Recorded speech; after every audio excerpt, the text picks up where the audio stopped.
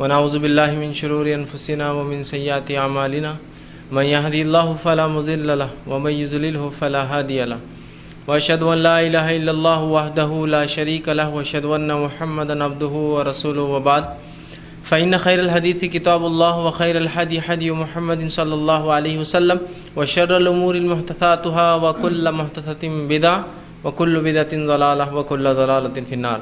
أعوذ بالله من الشيطان الرجيم. الحمد لله الذي هدانا لهذا والصلاة والسلام على خاتم النبيين والمرسلين. رب اشرح لي صدري ويسر لي أمري واحلل عقدة من لساني يفقهوا قولي. وقال عز وجل في القرآن المجيد: اعوذ باللہ من الشیطان الرجیم. بسم اللہ الرحمن الرحیم. وان ھذا صراطی مستقیما فاتبعوه ولا تتبعوا السبل فتفرق بکم عن سبیلہ. وقال: وما آتاکم الرسول فخذوه وما نهاکم عنہ فانتہوا.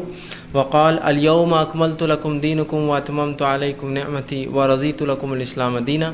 وقال النبی صلی اللہ علیہ وسلم: ترکت فیکم امرین لن تضلوا ما تمسکتم بہما کتاب اللہ وسنتی. اما بعد. تمام تعریفیں اس اللہ عز و جل کے لیے لائق و زیبا ہے جو تمام جہانوں کا بنانے والا اور اسے پالنے والا ہے، اور درود و سلام اس کے آخری نبی محمد صلی اللہ علیہ وسلم پر. الحمدللہ ہم تمام یہاں اس ہفتے واری درس قرآن کے لیے جمع ہوئے ہیں انشاءاللہ العزیز. اس مختصر سے وقت میں یوں تو ہماری کڑی اور سلسلہ جو ہے اخلاق پر چالو تھا، اور اچھے اخلاق اور اس کے فائدے ہم دیکھ رہے تھے. بہرحال آج اس سلسلے کو منقطع کرتے ہوئے، تھوڑا روکتے ہوئے، میں انشاءاللہ عزیز کچھ باتیں بدعت کی حقیقت کے تعلق سے آپ کے سامنے رکھنے کی کوشش کروں گا، اور بالخصوص جو ہمہ اقسام کی بدعتیں لوگوں نے بنا لی، اور اس میں خاص طور سے ایک عید جو نبی اکرم صلی اللہ علیہ وسلم، صحابہ، تابعین، تبع تابعین، سلف صالحین، امام، محدثین جو گزرے ہیں ان کے زمانے میں جو پائی نہ جاتی تھی، یا مسلم معاشرے نے جو خیر القرون تھے، سب سے بہترین لوگ تھے، انہوں نے کبھی عید نہ دیکھی ہے، جو کہ دو عیدوں سے بڑھ کر عید الاضحیٰ یا عید الفطر اور عید الاضحیٰ، یہ تو دو عیدیں ہی، لیکن اضافی جو عید کر دی گئی اس کی حقیقت ہم جاننے کی بہرحال تھوڑی سی کوشش کریں گے. اس لیے کہ جب کوئی چیز کی ابتدا ہوتی ہے تو شروعات آپ دیکھیے یوں ہی ہوتی ہے، چھوٹی چھوٹی چیزوں سے. کیا کر لیے تو کیا ہوا، بول دیے تو کیا ہوا، سن لے تو کیا ہوا، چلے گئے تو کیا ہوا، ہے نا. شروعات ایسی چھوٹی ہوتی ہے، لیکن یہی چھوٹی چھوٹی چھوٹی چیزیں آپ دیکھتے ہیں وقتاً فوقتاً بڑھتے بڑھتے بڑھتے ناسور بن جاتی ہے پھر. اور اس بات کے تعلق سے آپ لوگ بھی گواہی دیں گے کہ آج سے تقریباً کم و بیش 7-8 سال پہلے یا 9 سال پہلے یا 10 سال پہلے درس میں جو لوگ آتے ہوں گے، میں اس زمانے میں کچھ یہ جب وقت آتا تھا اور 12 ربیع الاول آتی ہے، لوگ عید میلاد مناتے، تو میں کچھ کہا کرتا تھا کہ دیکھیے ابھی تو اورنگ آباد تہذیب کے دائرے میں باقی ہے، ابھی بدعتیں بھی ان کی تہذیب کے دائرے میں ہیں ابھی. مطلب بدعتیں ویسی نہیں ہوئی جس طرح سے لوگوں نے کر لی ہے، لیکن ایک زمانہ ضرور آئیں گے جب آپ دیکھیں گے کہ گانے بجانے شروع کریں گے. جب نہیں کرتے تھے لوگ، ابھی بالکل عام نہیں تھا. پھر دھیرے دھیرے بات شروع ہوں گی قرآن کی خیرت سے. آپ 4-5 سال پہلے کا موازنہ کیجئے، قرآن کی خیرت سے ابتدا ہوتی تھی. پھر اس کے بعد میں نے یہ کہا تھا کہ پھر اس کے بعد دھیرے دھیرے دھیرے نعت کی طرف بات جائیں گی. اب قرآن سے ابتدا کہیں بھی نہیں ہو رہی، اب نعت شروع ہوتا ہے. اب دیکھیے اگلے سال آپ قوالیاں دیکھیں گے، اور ایک چند سالوں بعد آپ دیکھیں گے یہ پکچروں کے گانے بجانا شروع کریں گے، ناچیں گے، گائیں گے، اور شراب پئیں گے اور سب کچھ کریں گے. جو اس لیے کہ بدعات کو کوئی لمٹ سی نہیں ہوتی ہے، اس کو حدود ہی نہیں ہے. بدعت کو ان لمیٹڈ ہوتا ہے نا، اس لیے کہ آپ جب شریعت کے ایک دائرے سے نکل گئے تو آپ کتنے بھی دور جائیے، کیا پرابلم، کیا مسئلہ. ایک آدمی جب کسی ایک حد کو پار کر لیتا ہے تو اس کے بعد کتنے ہی دور جائے اب کوئی فرق نہیں پڑتا ہے نا، اس لیے کہ اب اس نے وہ حد کو پار کر لی. اور بدعتوں کو کوئی حد تو ہوتی نہیں ہے، اس لیے کہ ان کو کرنے والے عموماً جاہل عوام ہوتی ہے پوری. اب جس کا دماغ میں جو اچھا لگ رہا اس نے وہ بجانا ہے، وہ گانا ہے، وہ کرنا ہے، وہ سجانا ہے، وہ کھانا ہے، وہ پینا ہے، اور بس اب ایک سلسلہ چل پڑے گا. تو یہ ابتدا تھی، اور ہر بدعت کی ابتدا ایسی ہوتی، کر لیے تو کیا ہوا، منا لیے تو کیا ہوا. اب بدعت تو کر ہی رہے ہیں، گانے خیرت لگا دی صبح تو کیا ہوا، پھر گانے قوالی لگا دی تو کیا ہوا، پھر نعت شریف لگا دیا تو کیا ہوا، پھر تھوڑے سے ایسے گانے جو پکچروں کے اندر ہوتے لیکن اسلامیات کچھ نہ کچھ اس میں ہوتی، سلام کا ذکر ہوتا ہے، وہ لگا دی تو کیا ہوا، اور پھر اپنا ہیرو اور اپنی ہیروئن تو ہے، پھر اس کا گانا بجا دیے تو کیا ہوا. مسئلہ ایسی ہوتا ہے. تو بدعات کو حدود نہیں ہوتی، اس کو لمیٹیشنز نہیں ہوتی ہیں. جب وہ نکل پڑتا ہے آدمی اس میں تو پھر بس پھر سلسلہ رکتا ہی نہیں ہے، تھمتا ہی نہیں ہے. تو لہٰذا بہت محتاط رہیے بدعات کے معاملے میں، بہت محتاط رہیے. یہ شروع ہوں گی ایک بہت چھوٹی سی ایک وجہ سے، کیا ہوا کر لیے تو، لیکن ایک زمانے بعد یہ ناسور بن جاتی ہے سماج اور سوسائٹی کا. پھر نکالے یہ چیز نکلتی نہیں ہے. اور ایک زمانہ پھر ایسا آتا ہے کہ جب انسان کے جسم میں کوئی نقص ہوتا ہے، نقصان ہوتا ہے، کوئی چیز چبھ جاتی ہے، اور اگر اس کا وقت پر علاج نہ کیا جائے تو وہ چیز ناسور میں تبدیل ہو جاتی، سڑنا شروع ہوتا ہے وہ حصہ. اور ایک زمانہ آتا ہے پھر اس کو کاٹ دینا پڑتا ہے جسم سے، تبھی جا کر اس جسم کو، اصل جسم کو راحت ملتی ہے. ورنہ پوری قوت، پوری طاقت، پوری توانائی جو جسم کھا پی کر بناتا ہے وہ سب اس ناسور کو بھرنے میں لگا دیتا ہے. اور ناسور ختم ہونے والی چیز نہیں ہوتی، اس کو کہ جتنا آپ اس کو کیجیے وہ بڑھتا رہتا ہے. تو آخری حل ہوتا ہے اس چیز کو کاٹ کر نکال دینا پڑتا ہے. تو اس سے پہلے کہ وہ زمانہ آئے کہ ہم اس پہ مجبور ہو کہ ان چیزوں کو ختم نہیں کیا جا سکتا، چھوڑ دو، اس سے اچھا ہے کہ پہلے احتیاط کر لے کہ ان چیزوں میں پڑھ ہی نہ ہم. چونکہ ایک بار پڑھ جائیں گے تو پھر آخر میں چھوڑنا ہی پڑے گا، ختم نہیں ہونے والی، یاد رکھیے. اور جو زمانہ آگے بڑھتا جائیں گا، انسانی عوام اور تعداد انسانوں کی بڑھتی جائیں گی، تو ایک زمانے بعد یہ ان کنٹرولڈ ہو جاتا ہے سسٹم. یاد رکھیے فطری چیز ہے. ظاہر سی بات، اورنگ آباد اگر ایک خریا ہوتا، چھوٹا سا دیہات ہوتا، تو کوئی ایک مفتی صاحب آتے، تھوڑی سی آواز لگاتے کہ بھائی یہ سب بند کرو، بدعت خرافات ہے، اورنگ آباد سے صفایا ہو گیا ان بدعت کا. خریا ہوتا اگر چھوٹا سا ایک گاؤں ہوتا.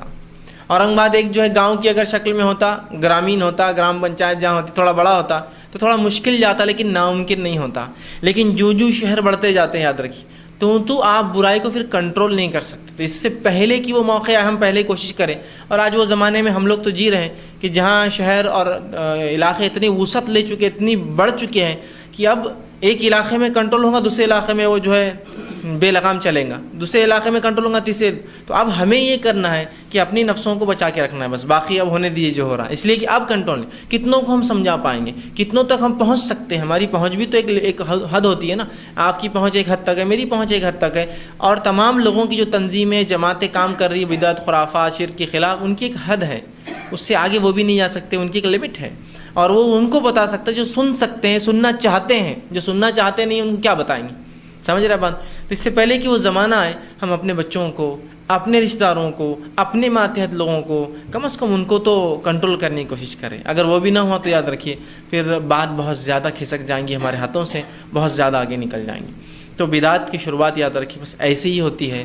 ہر برائی کی شروعات بس یوں ہی چھوٹی چیز سے ہوتی. کیا ہوا، کر لیے تو کیا ہوا، پی لیے تو کیا ہوا، کھا لیے تو کیا ہوا، ارے چلے جانے میں کیا حرج ہے، سن لینے میں کیا حرج ہے، بول دیے تو کیا ہو گیا، ہے نا. پھر لے لیے تو کیا ہو گیا. پھر وہ معاملہ وہ رکتا ہی نہیں ہے. پھر وہ کیا ہوا. پھر دیکھیے نا آپ نے، پھر پہلے خیرت سے شروع ہوا، خیرت سن لی تو کیا ہوا، پھر نعت سن لی تو کیا ہوا، پھر قوالیاں سن لی تو کیا ہوا. آپ دیکھیے گانا بجانا آ گیا اس میں. پھر اب کیا گانے سن لیے تب وہ معاملہ رکنے والا نہیں. یاد رکھیے. اور یہ بات میں نے اپنے تجربے سے کہی تھی، یاد رکھیے، جو میں نے مشاہدہ کیا بہت ساری جگہوں پہ میں نے دیکھا. ایک علاقہ میں نام نہیں لوں گا، وہاں شروعات ایسی ہوتی تھی جہاں میں بھی رہا ہوں. شروعات یوں ہوتی کہ جب فجر ہوتی ہے تو وہاں کیسی شروعات ہوتی ہے بتاتا ہوں، اندازہ لگا سکتے بدعت کیسی پھیلتی ہے، اس کو روکنی ہے. وہاں یوں ہوتا تھا کہ جب فجر کی نماز ہو جاتی اور اگر 12 ربیع الاول ہوتا، ٹھیک، تو وہ فجر کے بعد اسی مائک سے جس میں سے اذانیں آتی اس میں خیرت لگایا کرتے ہیں. پھر وہ خیرتیں بہت دیر تک چلتی، کم و بیش 9-10 بجے تک. اس کے بعد اسی سسٹم میں، اسی مائک سے جس میں سے اذان آتی خیرت کے بعد، اسی میں سے وہ جو ہے نعت لگاتے، پورا علاقہ سنتا. اور یہ ایک مسجد نہیں، مساجد یہی کرتی وہاں، ٹھیک ہے. پھر اس کے بعد یہ ہوتا ہے کہ پھر ان کے بعد جب یہ ختم ہوتا ہے تو کم و بیش 1 یا 2 بجے کے قریب جو ہے جب ظہر کی نماز ہو جاتی ہے، اسی مائک سے قوالیاں آتی ہے. پھر اسی مائک سے قوالیاں آتی ہیں. اس کے بعد یہ ہوتا ہے کہ پھر جلوس نکالا جاتا ہے جس میں ہر فرد، ہر محلہ اپنا ڈی جے لاتا ہے. مطلب ایسا جلوس نکلتا ہے تو یہ سنگٹنا، یہ گروہ، یہ گٹ آ رہا ہے، اب یہ سنستھا آ رہی ہے، وہ اپنا ڈی جے لاتی پڑے. اس کے بعد جو ہے گانے شروع ہوتے ہیں. گانے میں بول رہا ہوں، بالکل گانے. اور مغرب کی بات تو عالم یہ ہوتا ہے کہ لوگ شراب پی کر ناچتے ہیں. شراب پی کر ناچتے ہیں. آپ کہیں گے نہیں ہم نے نہیں دیکھا. تو بہرحال ہر چیز نامعلوم ہونے سے اس کا مطلب یہ نہیں کہ وہ نہیں ہوتی ہے. میں نے دیکھا ہوں شراب پی کر ناچتے ہیں. عید میلاد النبی ہے بھائی، کون روکے گا. یہ بالکل ہو وہی تصور ہے جیسا رام کی جینتی مناتے ہیں، شیو کی جینتی مناتے ہیں، بدھ کی جینتی مناتے ہیں، جو ہے مہاویر کی جینتی مناتے ہیں. شروعات ایسی ہوتی ہے، صبح بھجنوں سے شروعات ہوتی ہے. بھجن ختم ہونے تک دوپہر تک آپ دیکھیے پھر وہ گانے بجانے، چونکہ ان کے پاس کوئی نعت وات تو ہے نہیں، اب گانے شروع ہو گئے. ابھی گانوں کا سلسلہ ختم نہیں ہوا تو پھر شام میں، تو پھر دن میں پھر بھی بالی ووڈ رہتا ہے، شام میں تو پھر مغرب کا ہالی ووڈ شروع ہو جاتا ہے. اور پھر اس کی کیا ہوتا ہے آپ کو اندازہ ہے نا.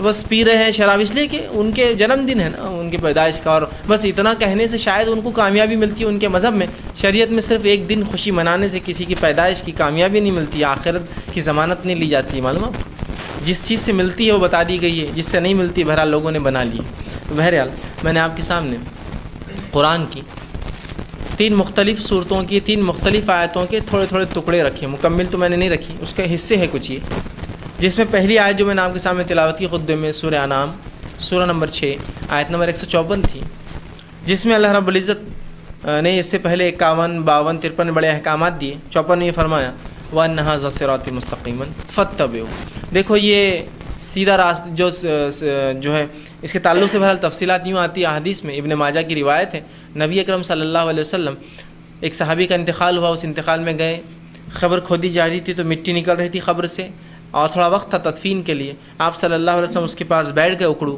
اور آپ نے اپنے ہاتھ میں ایک ٹہنی لی جھاڑ کی سوکھی، اور کچھ آپ اس میں لکیریں مارنے لگے۔ جب آپ وہ کام کر چکے تو صحابہ غور سے دیکھنے لگے کہ اللہ کے رسول صلی اللہ علیہ وسلم نے آخر کیا لکھا، کیا بنایا ہے اس مٹی میں۔ جب دیکھا تو اللہ کے رسول صلی اللہ علیہ وسلم نے ایک سیدھی لکیر ماری، ایک دم اسٹریٹ لائن، اور اس کے دائیں بائیں جانب، رائٹ اور لیفٹ ہینڈ کی طرف، سیدھے اور الٹے کی طرف جو ہے کچھ لکیریں ماری چھوٹی چھوٹی، اور کہا کہ دیکھو یہ جو سیدھی لکیر میں نے ماری ہے بیچ میں بڑی، یہ میرا راستہ اور میرا طریقہ ہے، اس پر چلنا تم، اور یہ صراط مستقیم ہے، یہ راہ ہدایت ہے، یہ جنت کا راستہ ہے، اور اس پہ میں نے جو دائیں بائیں جانب چھوٹی لکیریں ماری ہیں نا، یہ صراط مستقیم پر شیطان بیٹھے ہیں جو انسانوں کو گمراہی کی طرف بلاتے ہیں۔ تو پتہ چلا صراط مستقیم پر ہونا کافی نہیں ہے، اس لیے کہ صراط مستقیم پر آنے کے بعد تو اب شیطان بہکائیں گا، ورنہ جو گمراہی میں کفر میں لگے ہیں لوگ، ان کو تو اس نے چھوڑ دیا ان کے کفر میں۔ تو کہا شیطان بیٹھا ہے اور لوگوں کو گمراہی کی طرف بلاتا ہے۔ جب یہ بات سنی صحابہ نے تو کہا اللہ کے رسول وضاحت کیجیے، تفصیلات دیجیے۔ تب اللہ کے رسول صلی اللہ علیہ وسلم نے اس آیت کو تلاوت کر کے اس ڈائیگرام کی وضاحت کی اور کہا وَأَنَّ هَٰذَا صِرَاطِي مُسْتَقِيمًا فَاتَّبِعُوهُ، یہ جو بیچ کی لکیر میں نے سیدھی ماری ہے یہ میرا طریقہ ہے، وَأَنَّ هَٰذَا صِرَاطِي مُسْتَقِيمًا، یہ صراط مستقیم ہے، فَاتَّبِعُوهُ، تو تم اس کی پیروی اور اتباع کرنا، وَلَا تَتَّبِعُوا السُّبُلَ، اس کے اطراف جو میں نے ماری ہے ان پہ نہ چلنا، فَتَفَرَّقَ بِكُمْ عَن سَبِيلِي، تو تم میرے بتائے گئے صراط مستقیم سے بھٹک جاؤ گے۔ صحابہ اس بات کو سمجھ گئے، تو پتہ چلا صرف مسلمان ہونا کافی نہیں ہے، صراط مستقیم پر ٹکے رہنے کے لیے اللہ سے دعا کرنے کے ساتھ ساتھ جستجو کے ساتھ جینا پڑے گا کہ صراط مستقیم ہے یا نہیں ہے۔ اس لیے کہ صراط مستقیم ایک سیدھا راستہ جس پہ اللہ نے روشنائی کے مینار لگا دیے ہے، چراغ جلا دیے کہ اس کو دیکھ کر ہم بیچ میں چل سکتے ہیں، لیکن اس صراط مستقیم کو چھوٹے چھوٹے ڈائیورجن، چھوٹے چھوٹے راستے جو اندھیرے ہیں، شیطان ان پر بیٹھا اور وہ چاہتا ہے کہ لوگ اس طرف آئے، اور اس کا راستہ جہنم کی آنکھ یاد رکھی۔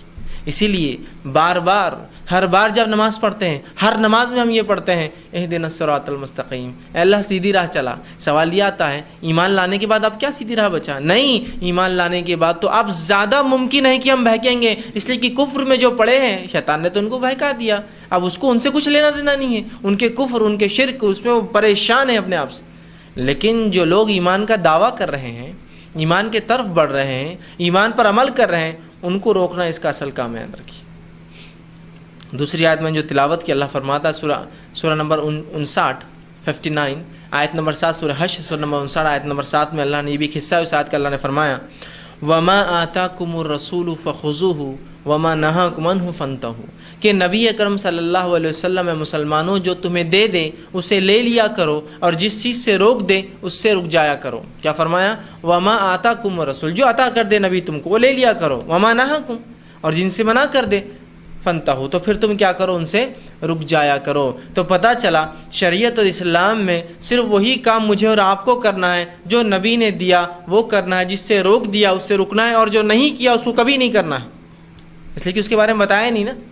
دیکھیے قیامت تک کے لیے اللہ رب العزت نے اپنے نبی کو بھیجا آخری، تو اس آخری نبی کا یہ کام تھا کہ امت کو پوری چیزیں بتا دی، کیا چاہیے اور کیا نہیں چاہیے، کیا کرنا ہے کیا نہیں کرنا ہے، تو اس نبی نے سب کچھ کر دیا۔ تو جو کیا اور حکم دیا یہ تو کرنا ہی ہے، جس کو کرتے ہوئے دیکھے خاموش رہے یہ بھی سنت ہوئی، یہ بھی کرنا ہے، جس کے تعلق سے منع کیا اسے رک جانا ہے، اور جو کیا ہی نہیں، اس لیے کہ کچھ چیزیں تو تصور ہی نہیں تھی دین میں کہ ایسا ہوگا، تو اس سے تو بالکل رکنا ہے نا۔ جیسا کہ اللہ نے قرآن میں کہا کہ مرد کسی مرد کا مذاق نہ اڑائے، عورت کسی عورت کا مذاق نہ اڑائے، ہے نا، قرآنی آیت ہے نا سورہ حجرات کی۔ سوال یہ ہے مرد مردوں کا مذاق نہیں اڑا رہے ہیں، عورتیں عورتوں کا مذاق نہیں اڑا رہی، لیکن مرد عورتوں کو اڑا رہے ہیں، عورتیں مردوں کو اڑا رہی ہیں۔ اس لیے قرآن نے کیا بولا؟ مرد مرد کا نہ اڑائے، عورت عورت کا نہ اڑائے۔ یہ کہا کہ مرد عورت کا نہ اڑائے، عورت مرد کا نہ اڑائے، ہے نا؟ تو اب ہم مرد جمع ہے مذاق نہیں اڑائیں گے، لیکن ہم یہاں بیٹھ کے عورتوں کا مذاق اڑائیں گے۔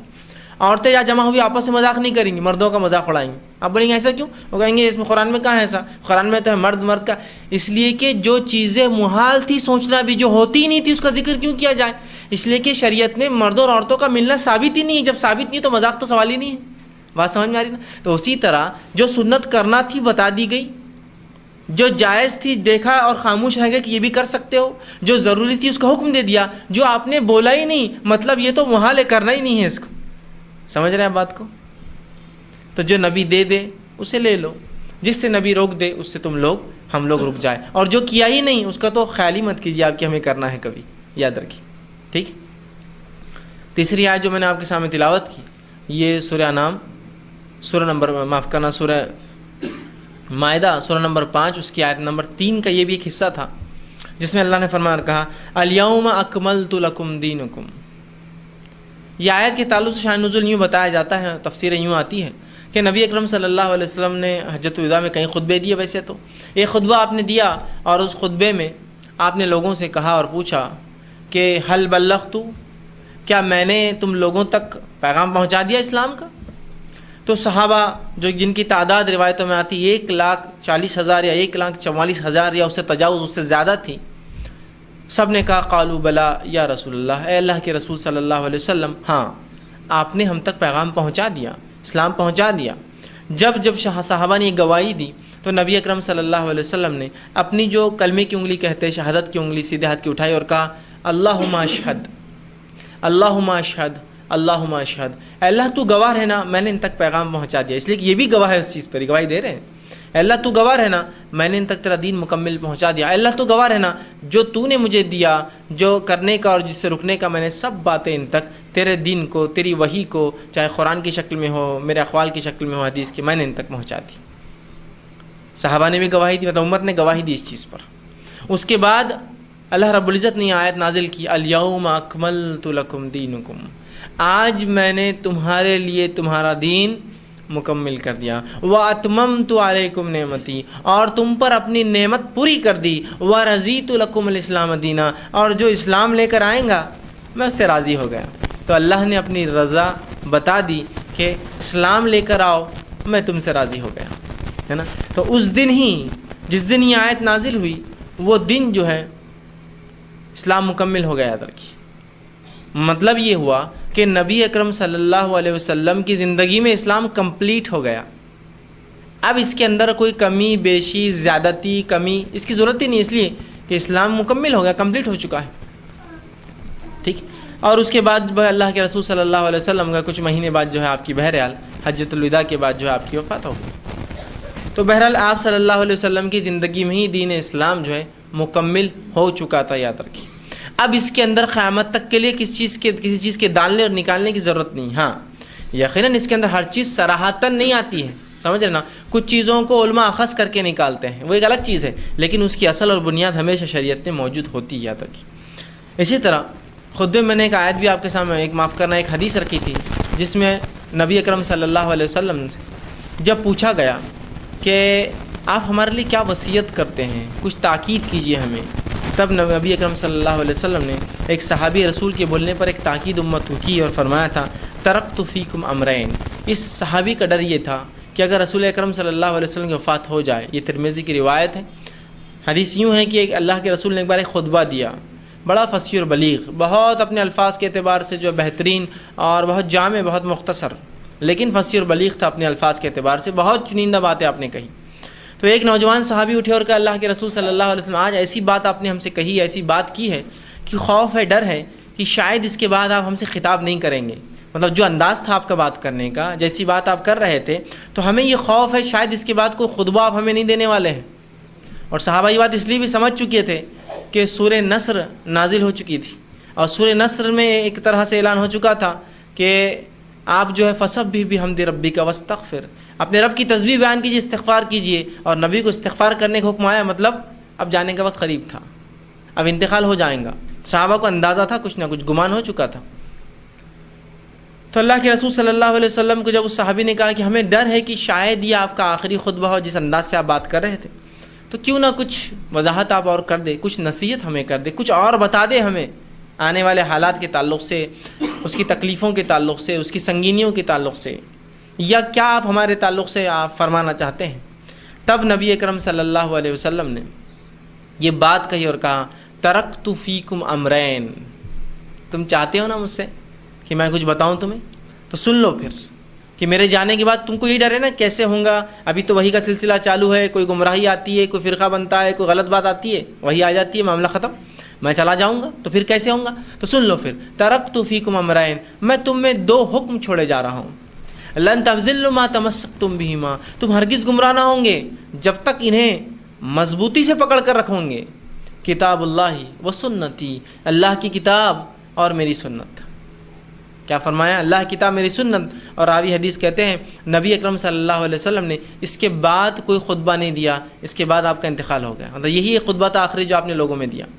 تو ایک طرح سے یہ حدیث نبی کی وصیت تھی، میں تم میں دو چیزیں چھوڑے جا رہا ہوں، تم ہرگز گمراہ نہ ہوں گے جب تک انہیں مضبوطی سے، اور اللہ جو عربی زبان کے اندر تمسک کا لفظ جو آیا ہے یہاں، اس کا معنی صرف عام پکڑ نہیں ہوتا ہے، اس کا معنی ہوتا ہے دانتوں سے پکڑ لینا، دانتوں سے، اور دانتوں سے انسان کب پکڑتا ہے آپ کو معلوم ہے نا، جب اس کے ہاتھ نہیں رہتے ہیں، اور دانتوں کی پکڑ سب سے مضبوط پکڑ ہوتی ہے، ہاتھ سے زیادہ مضبوط ہوتی ہے، معلوم آپ کو، انسان دانت سے کوئی چیز پکڑتا ہے تو اتنی طاقت لگا پاتا ہے جو ہاتھ سے بھی نہیں لگا پاتا ہے، معلوم، اور دانتوں کی پکڑ بہت آسان نہیں ہوتی کوئی چھڑا لے اس سے۔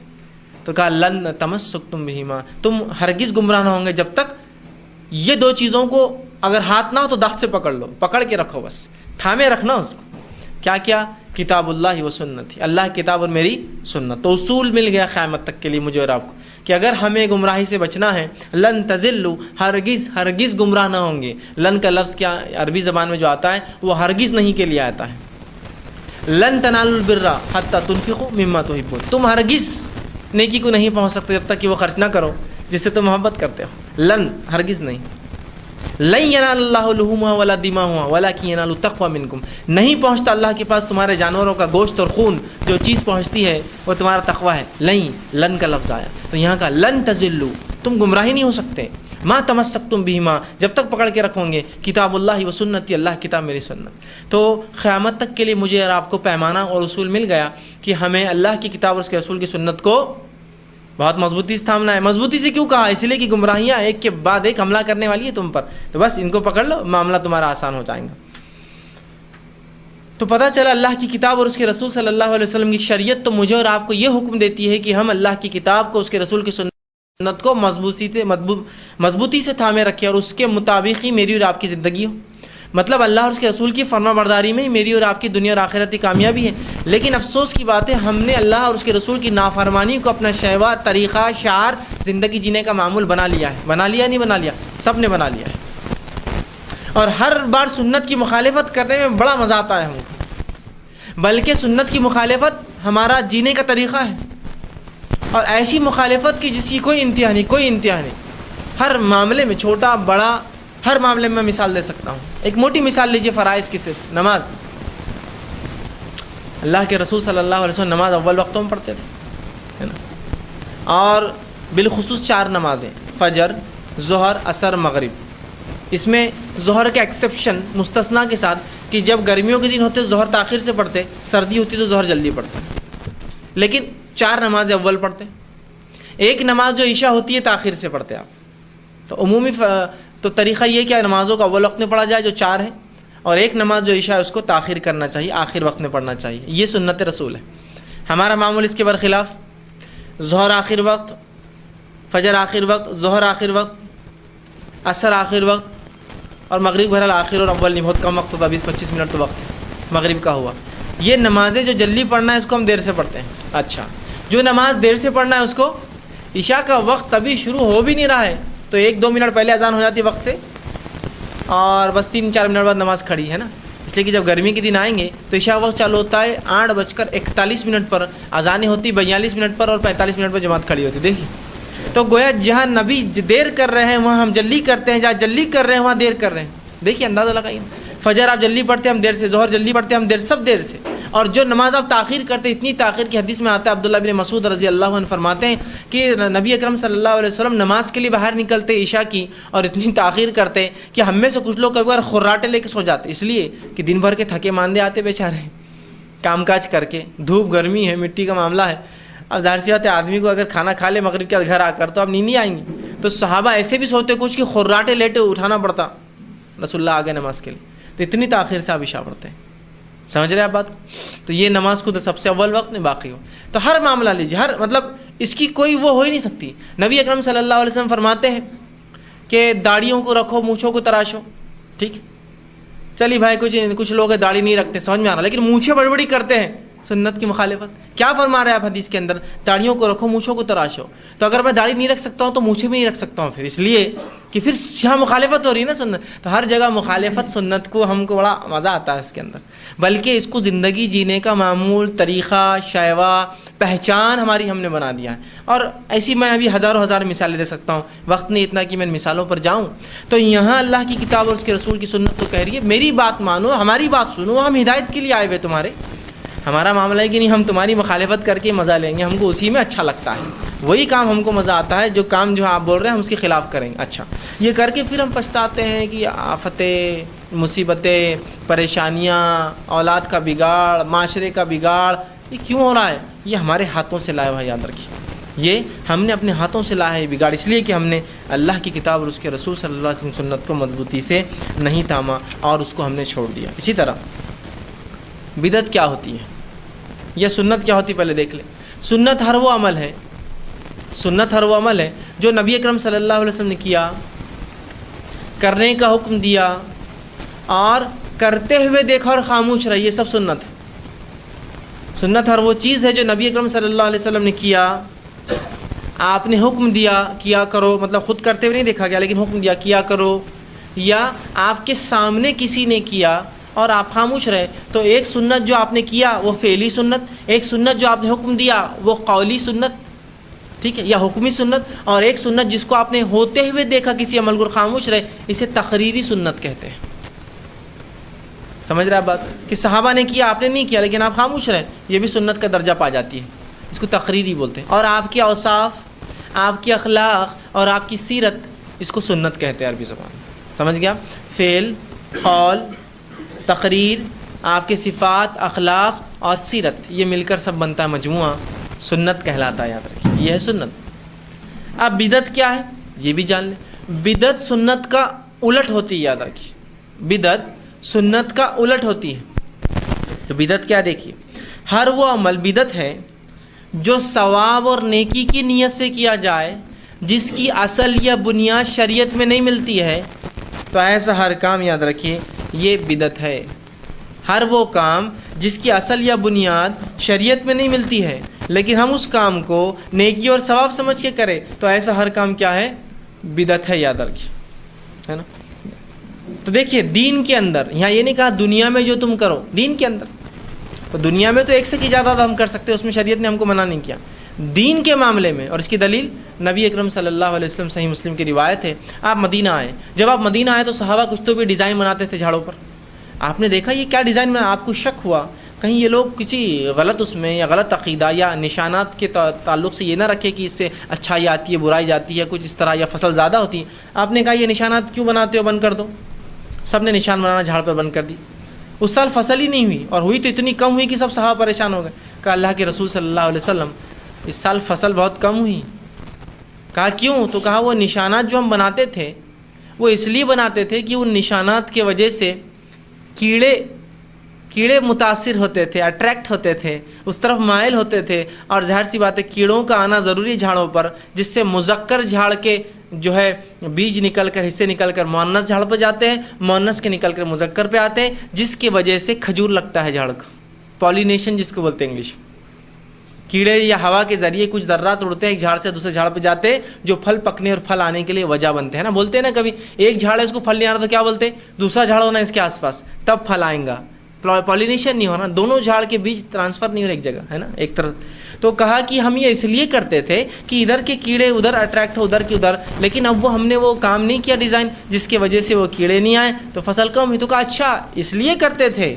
آپ صلی اللہ علیہ وسلم ڈر تھا کہیں یہ کوئی عقیدتاً تو نہیں کرتے تھے؟ کہا اس لیے کرتے تھے، تو کہا دیکھو یہ تمہاری دنیا ہے، اس میں تم مجھ سے بہتر جانتے ہو تو جو چاہے کرو، لیکن ہاں دین کی جب بات کروں تو میری بات لیا کرو۔ دیکھیے آپ نے خود فرق کر دیا، کہا یہ تمہاری دنیا ہے، جھاڑوں کو تم ڈیزائن بنا رہے ہو، کیڑے آنا، جھاڑوں کے آلے بنا رہے ہو، اچھی اچھی گاڑیاں بنا رہے ہو، خرید رہے ہو، اچھے اچھے گھر، یہ تمہاری دنیا ہے، تم زیادہ جانتے ہو، لیکن ہاں جب دین کے معاملے میں کہا کروں تو میری بات کو لے لیا کر۔ سمجھ رہے آپ؟ اس لیے کہ نبی اکرم صلی اللہ علیہ وسلم شارع تھے، آپ شریعت لے کر آئے تھے، آپ دنیا کے معاملات آرکیٹیکٹ، انجینئر، ڈاکٹر نہیں تھے، آپ شارع تھے، شریعت۔ ساتھ میں آپ نے ڈیزائننگ بھی کی نا، مسجد نبوی آپ نے اپنے ڈیزائن سے بنائی تھی، بہت سے کام کیے، لیکن آپ اس میں پرفیکشنسٹ نہیں تھے، آپ کا وہ فیلڈ نہیں تھا، آپ شارع تھے، شریعت کو بتانے آئے تھے، نہ کہ طب اور انجینئرنگ اور یہ، ٹھیک ہے؟ آپ کا مقصد تھا، یہ سب تو امت کر لیں گی بعد میں، اس لیے کہ جب شریعت مکمل آئیں گی، وہ شریعت بنیاد بنیں گی ان تمام علوم کے لیے، لیکن آپ اس کام کے لیے نہیں آئے تھے۔ سمجھ رہے آپ بات کو؟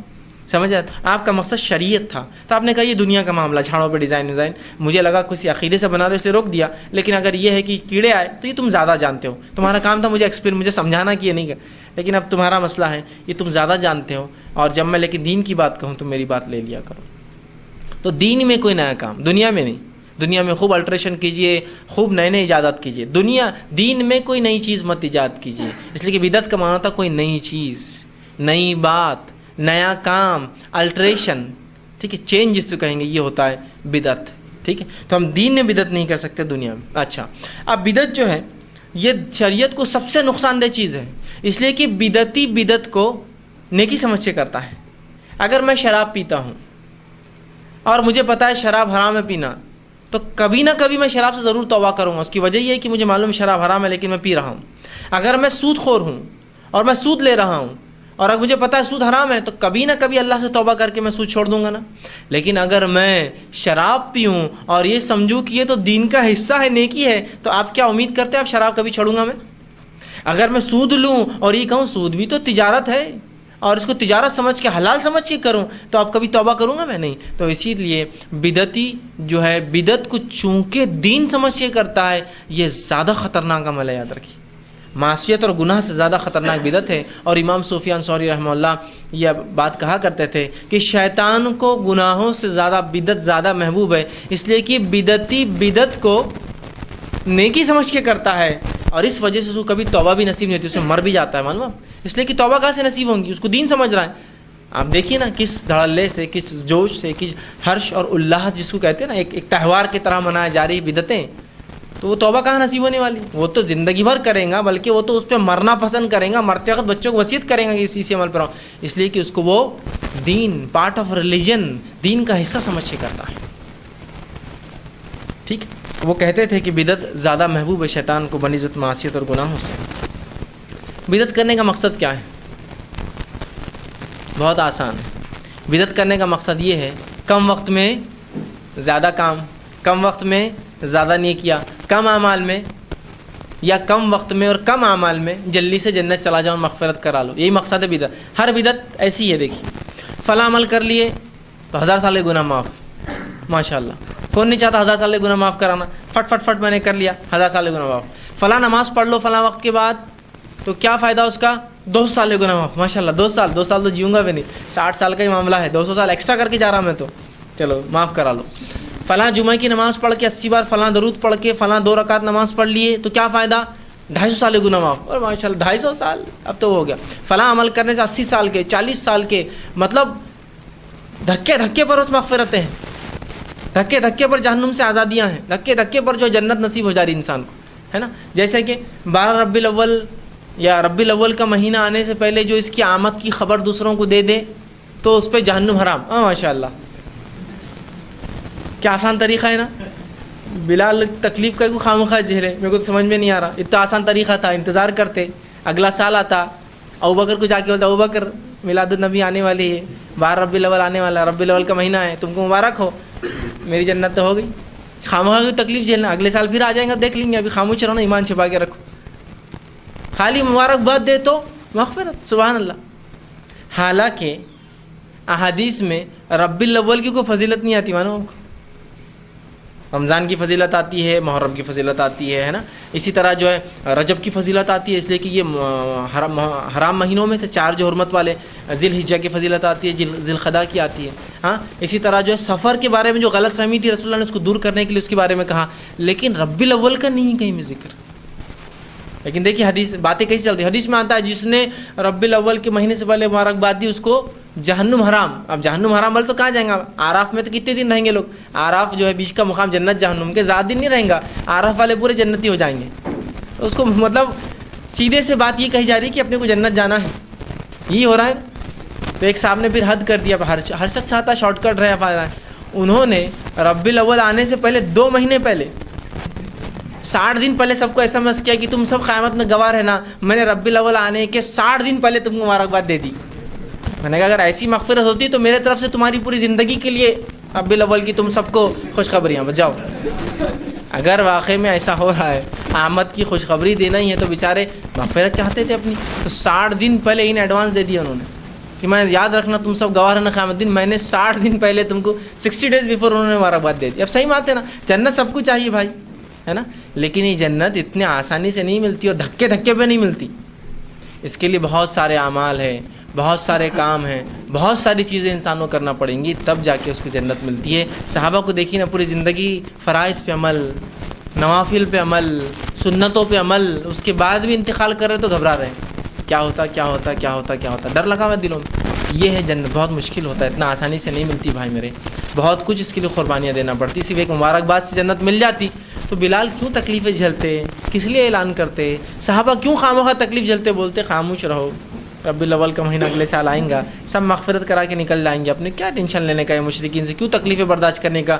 کیوں اپنے گھر بار چھوڑنے کا؟ کیوں دولت اپنی برباد کرنے کا؟ کیوں بیوی بچے کو کرنے کا؟ کیوں اپنی جانیں دینے کا؟ آسان حل ہے نا جنت کا. تو ہر بدعت دیکھیے شارٹ کٹ رہتی ہے، کم وقت میں زیادہ اعمال، اور جہنم سے یا تو نجات ملتی ہے تو جنت مل جاتی. کچھ تو بھی دونوں میں سے ایک دے ہی دیتی ہے بدعت، فوراً ایک جھٹکے پہ دیتی ہے. یہ کرو تو 120 سال گناہ معاف، یہ کرے تو 80 سال گناہ معاف، وہ کرے 40 سال گناہ معاف، یہ کرے تو 50 سال گناہ معاف، فلاں کرے تو 1000 سال گناہ معاف، فلاں کرے 70,000 سال کے گناہ معاف، فلاں کرے تو 700. بالکل ایسا کھٹا کٹ مغفرت کی اس میں باتیں رہتی. جبکہ قرآن حدیث میں ایسی باتیں کیسی ملتی ہیں؟ اللہ جنت کا جب بھی تذکرہ کرتا ہے نا تو جنتی کو پہلے صفتیں بیان کرتا ہے. ایمان لاتے، نیک اعمال کرتے، اللہ کے راہ میں خرچ کرتے، غصے کو کئی سینکڑوں صفتیں بیان کر کے پھر جنت دیتا ہے. یہاں دھکے پر جنت مل جاتی ہے. تو ہر بدعتی کا مقصد کیا ہوتا ہے؟ اس کا انٹینٹ بڑا اچھا ہوتا ہے، اس کی نیت بڑی اچھی ہوتی ہے. نیت کیا ہے؟ کم وقت میں، کم خرچ میں، ہے نا، کم اعمال میں جنت جلدی حاصل کر لینا. اور انسانی فطرت ہے، سہولت چاہتا ہے نا. اگر آپ کو بھاگنے کے لیے کہا جائے اور بھاگنے کے درمیان کوئی کہے تھوڑی دیر کھڑے رہو تو آپ کھڑے رہنا پسند کریں گے، اس لیے کہ انسان کی فطرت ہے، آسانی چاہتا ہے. اچھا، کھڑے رہنے والے کے مقابلے میں بیٹھنا پسند کرتا ہے. اگر آپ کو بولے بھاگو تو آپ بھاگیں، کھڑے رہو تو کھڑے رہیں گے. آپ تھوڑی دیر دیکھیے کھڑے رہنے کے بعد کیا ہوتا، ادھر ادھر دیکھتا ہو، ٹیکا لینا. تھوڑی دیر اگر اس کو بیٹھنے کو مل گیا تو آپ دیکھیے پیر کھول کے بیٹھ جاتا، پھر تھوڑا آ رہا ہوں، پھر اس کو مل گیا، پھر آپ دیکھیں تھوڑی دیر بعد لیٹا ہوا رہتا ہو، پھر تھوڑی دیر بعد دیکھیں اس کی آنکھ بند، اس کے بعد پھر غراٹے لے رہا. انسانی فطرت ہے، وہ نرمی چاہتا ہے نا. تو بس شیطان نے آ کر دے دیا، ارے اتنے اعمال کی ضرورت کیا، زندگی بھر نماز پڑھو، 5 وقت اٹھو، کائے کے لیے؟ ربیع الاول آ رہا ہے نا، مبارکباد دے دو، جاؤ جنت میں سیدھا. جہنم حرام مطلب جنت میں جانا، سوال ہی نہیں آتا. یہ جھوٹی اور من گھڑت باتیں ہیں. تو ہر بدعت کا مقصد ہوتا ہے کم وقت میں زیادہ اعمال، کم وقت میں جہنم سے نجات، کم وقت اور کم اعمال میں جنت حاصل کرنا. تو نیت اچھی ہے لیکن عمل درست نہیں اس کے پیچھے. اس لیے کہ صحابہ بھی چاہتے تھے جلدی جنت ملے آسانی سے، لیکن کچھ جانے دینا پڑی. انسٹنٹ جنتیں ان کو ملی جنہوں نے اللہ کے راہ میں جہاد کر کے جانے دی، ہے نا. لیکن دیکھیے آپ، جنت تو مل گئی، کم وقت میں ملی، لیکن جان دینا پڑی اس کے لیے. اتنا آسان نہیں رہا. کچھ لوگوں کو جنت کی خوشخبری ملی جب پورا مال لٹا دیا. جنت تو مل گئی، خوشخبری بشارت ملی، لیکن مال پورا چلے گا دنیا میں اعتبار سے. کچھ لوگوں کو اپنا گھر بار چھوڑنا پڑا، بیوی بچوں کو چھوڑنا پڑا، تب خوشخبریاں ملی. تو اتنے آسانی سے نہیں ملتی جنت، اتنے آسانی سے جہنم حرام نہیں ہوتی انسانی نفس پر. اور اتنا ہونے کے باوجود بھی خوف کھاتے تھے کہ اللہ جہنم میں ڈال دے تو کون، اللہ کو کیا کوئی چیلنج کر سکتا ہے کہ بھائی تمہارا رسول نہیں، اللہ کی مرضی. تب بھی خوف کھاتے تھے جہنم کی آنکھ سے. ٹھیک. تو بدعت کی ابتدا یا بدعت کی شروعات یوں ہی ہوتی ہے، کم وقت، کم خرچ، کم اعمال میں جلدی جنت، اور کم جو ہے جہنم سے مجھے جو ہے نجات ملے، جلدی جنت مجھے مل جائے. ٹھیک ہے. اب یاد رکھیے 2 کام شریعت میں ایسے ہیں جن کے کرنے سے جنت میں انسان نہیں جا سکتا یا اس کی مغفرت نہیں ہو سکتی. پہلا شرک، مسند احمد کی روایت ہے، آپ صلی اللہ علیہ وسلم فرماتے ہیں اللہ بندے کو معاف کرتا رہتا ہے، معاف کرتا رہتا ہے، معاف کرتا رہتا ہے جب تک کہ بندہ اپنے اور اللہ کے بیچ میں پردہ نہ ڈال دے، آڑ نہ لا لے۔ صحابہ نے کہا اللہ کے رسول یہ آڑ کیا ہے، یہ پردہ کیا ہے؟ تو کہا یہ پردہ شرک ہے۔ اللہ نے معاف کرنے کا ذمہ لے لیا میرا اور آپ کا، اگر ہم گناہ کرتے اور توبہ کرتے ہیں سچی۔ کب تک؟ جب تک کہ ہم شرک نہ کریں۔ اللہ انسان کو معاف کرتا رہتا ہے جب تک کہ اللہ اور انسان کے بیچ میں بندہ پردہ نہ لا لے۔ اور صحابہ نے پوچھا یہ پردہ کیا؟ تو کہا شرک۔ تو پتہ چلا شرک کرنے سے توبہ نہیں ہوتی، معافی مغفرت نہیں ہوتی۔ دوسرا عمل کیا ہے؟ دوسرا عمل وہ ہے، دوسرا جس کو امام طبرانی نے اپنی کتاب میں روایت کیا، وہ ہے بدعت۔ آپ صلی اللہ علیہ وسلم فرماتے ہیں جب کوئی شخص بدعت کرتا ہے اللہ اس کے لیے اس کی توبہ قبول نہیں کرتا جب تک کہ بدعت کو چھوڑ نہ دے۔ تو پتہ چلا بدعتی کی توبہ قبول نہیں۔ اب دیکھیے مشرک کا عمل قبول نہیں۔ اب دیکھیے انسان جو اعمال کرتا ہے، نیکیاں تو کرتا ہے لیکن گناہ بھی تو ہوتے ہیں نا، اور گناہ بنسبت نیکیوں زیادہ کر بیٹھتا ہے نا۔ تو اب گناہ مٹانے کے دو طریقے، ایک تو نیکی کرنے سے گناہ مٹتے ہیں، نیکی کرنے سے گناہ مٹتے ہیں، اور ایک توبہ کرنے سے گناہ مٹتے ہیں، دو چیزیں ہے نا، دونوں سے گناہ مٹتے ہیں۔ اب شرک اور بدعت جو بھی انسان کرتا ہے تو اس سے کیا ہوتا ہے کہ انسان کے عمل تو بڑھ نہیں رہے، اس لیے کہ شرک اور بدعت کر رہا ہے تو اعمال کم سے کم ہوتے جا رہے، گناہ بڑھتے جا رہے، نہ توبہ قبول ہوتی ہے نہ اعمال کی وجہ سے اللہ اس کو گناہ کو مٹا رہا ہے، تو گویا گناہ بڑھتے جا رہے ہیں۔ تو شرک اور بدعت کرنے والے کے لیے محال ہے جنت میں جانا، اس لیے کہ اللہ کے رسول نے اعلان کر دیا کل بدعت ضلالہ، ہر بدعت گمراہی ہے، وکل ضلالۃ فی النار، ہر گمراہی کا ٹھکانہ جہنم کی آگ ہے۔ تو دیکھ رہے ہیں آپ یہ دو عمل کو چھوڑنا پڑیں گا تب ہمارے اعمال چھوٹے موٹے جو بھی ہم کرتے ہیں اللہ قبول کریں گا۔ کب؟ جب شرک اور بدعت سے توبہ کریں۔ سمجھ رہے ہیں بات کو؟ یہ دو چیزیں بڑی اہم ہیں۔ اچھا اب لوگ بدعت میں آگے بڑھے، اس کے لیے نئے نئے ہیلے اور بہانے دیے گئے، جیسے کہ مثال کے طور پر کہا بدعتیں دو قسم کی ہوتی ہے، کسی کے پاس 4 قسم کی ہوتی ہے، کسی کے 10 قسم کی، بس 2 تو ہوتی ہے، ایک بدعت حسنہ اور بدعت سیئہ، مطلب ایک اچھی بدعت اور ایک بری بدعت۔ تو لہٰذا یہ میلاد النبی، 22 رجب کے کنڈے، فلاں فلاں اور جو بھی بہرحال ایک کے بعد ایک فہرست میں گرا سکتا ہوں، 11ویں کی نیاز اور اس کی منت اور اس کا فلاں اور اس کا امک، اس کا ڈھمک، اتنی چیزیں رہتی ہیں ہر مہینے ہر دن کے الگ الگ ہے۔ یہ جو ہے بدعت حسنہ ہے، اچھی بدعت ہے، بدعت سیئہ نہیں ہے۔ مجھے بتائیے نبی اکرم صلی اللہ علیہ وسلم اور صحابہ نے کبھی یہ بولا کہ بدعت حسنہ اور بدعت سیئہ یہ ہے؟ کبھی بتایا کہ بتائیے مجھے ایسا بدعت حسنہ بدعت سیئہ؟ نہیں ایسا آتا، کوئی بدعت حسنہ اور کوئی بدعت سیئہ نہیں، بدعت بدعت ہوتی ہے، یاد رکھیے۔ اس لیے کہ نبی اکرم صلی اللہ علیہ وسلم کا یہ قول جو علامہ ابن تیمیہ رحمہ اللہ فرماتے ہیں کل بدعت ضلالہ، نے ہر بدعت کی جڑ کاٹ دی۔ ہر کل کا معنی ہوتا ہے سب، کل بدعت ضلالہ، ہر بدعت گمراہی ہے، کوئی اچھی کوئی بری کوئی ایسی کوئی ویسی نہیں، سب گمراہی کے نتیجے سے۔ کل کا لفظ آیا ہے بغیر مستثنا کے، اگر مستثنا کچھ بھی ہوتا تو رسول اللہ بعد میں بتا دیتے کہ یہ ایکسیپشن ہے، یہ ایکسیپشن ہے، کل کا لفظ استعمال کیا۔ اچھا اب لوگ ارے اب غلط ہے، میں واقعہ سنا سکتا ہوں، بخاری کی روایت ہے، فلاں روایت ہے، فلاں کیا واقعہ ہے؟ واقعہ یوں ہے کہ ابوبکر صدیق رضی اللہ عنہ کے زمانے میں قرآن لکھا ہوا نہیں تھا، عمر ابن خطاب نے بڑا زور دیا کہ یہ قرآن کو امیر المومنین لکھ لیجئے، یہ خرہ کے انتقال ہو جائیں گے، خرہ شہید ہو رہے ہیں، مر رہے ہیں، قرآن وہ ہو جائیں گا۔ عمر ابن خطاب ابوبکر صدیق نے کہا سوچتا ہوں، پھر اللہ نے ان کا دل کھولا، انہوں نے کہا لکھ دو، قرآن کو لکھ لیا گیا۔ جب لکھ کر قرآن پہلی بار آیا تو ابوبکر صدیق رضی اللہ عنہ نے دیکھا تو کہا عمر یہ اچھی بدعت ہے، تو کہا دیکھیے دلیل، صحابہ نے بدعت کی، اچھی بدعت، بدعت حسنہ کا لفظ ہے اس کے اندر، ہاں دیکھو بدعت۔ دیکھیے میرے بھائی ہر زبان میں، ہر زبان جو بھی بولی جاتی ہے، ہر لفظ کے کئی معنی ہوتے ہیں۔ ایک معنی تو وہ ہوتا ہے جو اصطلاحی معنی ہوتا ہے، اور ایک معنی ہوتا ہے جو لغت کا معنی ہوتا ہے۔ مطلب کسی بھی لفظ کا ایک معنی ہوتا ہے ڈکشنری میننگ اور ایک ہوتا ہے ٹرمینولوجیکل میننگ۔ مطلب ڈکشنری میں اس کا معنی یہ ہوتا ہے لیکن اگر وہاں استعمال ہو تو اس کا معنی وہ ہوتا ہے، سمجھے نا؟ جیسے کئی مثالیں اس کے لیے لی جا سکتی ہے جو ڈکشنری میننگ الگ ہوتا ہے اور وہ، جیسے مثال موبائل لے لیجیے آپ، موبائل، اگر میں یہ کہوں موبائل تو آپ کے ذہن میں کیا آ رہا ہے؟ موبائل فون ہے نا۔ لیکن ایک آدمی جو ایمبولنس چلاتا ہے، گاڑیوں کام کرتا ہے، تو اس کے موبائل بولے تو اس کو موبائل وین اس کے ذہن میں آتی، وہ گاڑیاں جو سامان کو لے کر جاتی ہے اور جگہ جگہ پر بیچتی ہے۔ جیسے کہ آپ امریکہ یورپ میں جائیں گے تو وہ کہیں گے موبائل سے آئے ہوئے ہیں، مطلب وہ گاڑیاں آئے ہوئے جو راستوں پر آ کر دکانیں لگا دیتے ہیں، موبائل ان کے لیے موبائل وہ ہے۔ کچھ جگہ موبائل کا معنی یہ ہوتا ہے جب آپ کی گاڑی خراب ہو تو جو گاڑی لینے آتی ہے آپ کو، اس کو کہتے ہیں موبائل وینس، ان کے لیے وہ ہے۔ اچھا ایک دوسرے آدمی کے لیے جو کسی فیلڈ اور فن میں انجینئرنگ میں تو کہیں موبائل مطلب چلنا، حرکت میں ہونا کسی چیز کا، ہے نا۔ تو دیکھیے ہر اصطلاح میں، جبکہ اگر لغت کا معنی لے موبائل کا معنی ہوتا ہے چیزوں کا حرکت کرنا، موبیلٹی مطلب حرکت کرتی ہے، آسانی ہے لے جانے لانے کے اندر، ہے نا. کیونکہ آپ بات کرتے ایک فون سے جو آسانی سے آتا جاتا ہے اس لیے آپ اس کو موبائل بولتے ہیں، لیکن گاڑی کو موبائل بولا جاتا ہے. اور ہر وہ چیز جس کا سہولت ہوتی ہے لانے لے جانے میں اس کو کہتے ہیں موبائل. مطلب آسانی سے پیک ہوتا ہے، اٹھا لے جاؤ. تو آپ دیکھ رہے ہیں لغت کا معنی ہے ہلچل کرنا، ہلنا، ایک جگہ دوسری جگہ جانا، لیکن اصطلاح میں جب ٹرمینالوجی میں آتی کتنے معنی ہوتے ہیں. تو یہاں ابوبکر صدیق رضی اللہ عنہ نے جو فرمایا یہ اچھی بدعت ہے، یہ شرعی اصطلاح میں نہیں کہا، یہ عربی زبان کی بدعت جس کا معنی ہوتا ہے نئی چیز. شرعی بدعت نہیں ہے معنی نئی چیز. جیسا کہ اگر میں آپ سے کہوں کہ یہ لڑکا اول آیا ہے تو آپ بولیں گے نہیں اول نہیں آیا، عبد الاول آیا ہے. ارے میں بولوں گا بھائی اپنے کلاس میں اول آیا، بولے نہیں عبد الاول آیا ہے، اول اللہ کا نام ہے. ارے میں ابھی ڈکشنری میننگ بول رہا ہوں، اول کا معنی پہلا، ون. سمجھ رہے نا؟ یہاں عبدال کی ضرورت نہیں ہے، اس لیے کہ یہاں میں ایک کے لیے استعمال کر رہا ہوں، یہ لغت کا معنی ہے. لیکن جب شرعی اصطلاح میں اللہ کے نام اور صفات میں اول آئیں گا تو پھر عبد الاول، اس لیے کہ وہ اللہ کا نام ہے. سمجھ رہے نا؟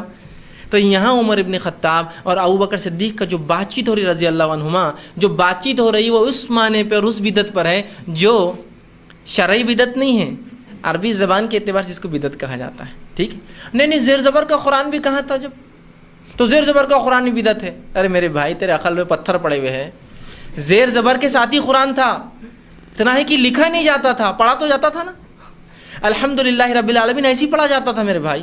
تو اب لیکن اگر ایک ہندوستانی ایمان لائے تو اس کو کیسا بتائیں گے الحمدللہ رب العالمین، چونکہ الف لام ہے میم دال لکھا ہوا رہے گا اور اس پہ زیر زبر نہیں گے تو کیا پڑھیں گے الحمد الحمد الحمد الحمد، کچھ بھی ہو سکتا ہے نا. تو اس کو ہندوستانی کو لکھ کے بنا ہوتا الحمد کا معنی الف زبر لام پہ اس طرح سے بنا. تو زیر زبر پہلے سے تھا، لکھا نہیں جاتا تھا، ہے نہیں. آج اور اردو اخبار پڑھتے ہیں نا، تقریباً لوگ پڑھتے ہو اردو اخبار میں کہاں زیر زبر لکھے آتے مجھے بتائیے. تو اس کا مطلب اردو میں زیر زبر نہیں ہے. ارے اردو میں زیر زبر ہوتے بھائی، لیکن چونکہ ہم اس زبان کے بولنے والے ہیں ہم کو زیر زبر کی ضرورت نہیں پڑتی ہے. لیکن اگر یہ اردو اخبار ایسی قوم میں جائیں گا جو اردو سیکھ رہی ہے تو آپ کو پورا زیر زبر سے لکھنا پڑے گا، معلوم ہے نا. جیسا کہ مثال کے طور پر کاف تے الف، کیا معنی ہوتا ہے اس کا؟ کاف تے الف، آپ بولیے جو بولنا ہے. زیر زبر پیش ہر لفظ پہ لگائیے. اب 3 لفظ ہے، کاف تے الف، کاف پہ زیر زبر پیش، تے پہ زیر زبر پیش، ہے نا. لیکن ہم آپ ایک آدمی کو کاف تے الف نے کاٹ لیا تو آپ کیا پڑھتے ہیں؟ کتا. اب میں یہ سوال ہے اس پہ تجدید تو نہیں، آپ نے کیسا پڑھا؟ کاف پہ پیش بھی نہیں، کیسا پڑھا آپ نے؟ کتا، کتا بھی بول سکتے تھے نا، کتا بھی بول سکتے تھے نا، کتا بھی بول سکتے، کتا کیوں بولا آپ نے؟ نہ پہ تجدید ہے اس کے اوپر تے پر، نہ زبر ہے، پھر کیسا پڑھا آپ نے؟ نہ کاف پہ پیش ہے. اس لیے کہ آپ اہل زبان ہیں، آپ کو زیر زبر نہیں لگتے ہیں. لیکن جب ایک فارینر سیکھیں گا اردو تو اس کو آپ کو کتا لکھنا پڑے گا. تو کاف پیش کو، تے کے اوپر جزم اور تجدید اس کے اوپر زبر، کتا، ہے نا. سمجھ رہے ہیں بات کو؟ تو یہ ہوتا ہے. تو وہ زیر زبر تھے میرے بھائی، لکھے نہیں جاتے تھے اس لیے کہ ان کو ضرورت نہیں تھی. جب ایسے لوگ ایمان میں داخل ہوئے جن کو عربی نہیں آتی تھی ان کی سہولت کے لیے پھر عربوں نے لکھنا شروع کیا. اس میں کون سی بدعت ہوئی؟ نہیں دل سے لگائے کہ صحابہ نے. تو یہ خام و خواہ کی ہیلے مت نکالی، یاد رکھیے دین کے اندر. ٹھیک. تو بدعت حسنہ اور بدعت سیئہ ایسی کوئی چیز نہیں ہوتی، یاد رکھیے ایسی کوئی چیز نہیں ہوتی. اس لیے کہ کوئی بری چیز اچھی بری چیز اور بری بری چیز نہیں ہوتی. ہوتا ہے کیسا؟ اچھی بری چیز اور بری بری چیز. بدعت بولے بدعت ہے، اور یہ شریعتاً جو اصطلاح میں بدعت ہوتی ہے وہ حرام ہے. ہاں عربی لغت میں آپ کھولیے بدعت کا معنی بہت ہوتا ہے نئی چیز، الٹریشن. جیسا کوئی آدمی گاڑی کو الٹر کرے گا تو بولیں گا اچھی بدعت کیا آپ نے، ویری گڈ، اس لیے کہ اچھی چینج کیا آپ نے، اچھی بنا دی گاڑی، ہے نا. تو وہ لغت کے اعتبار سے ہے.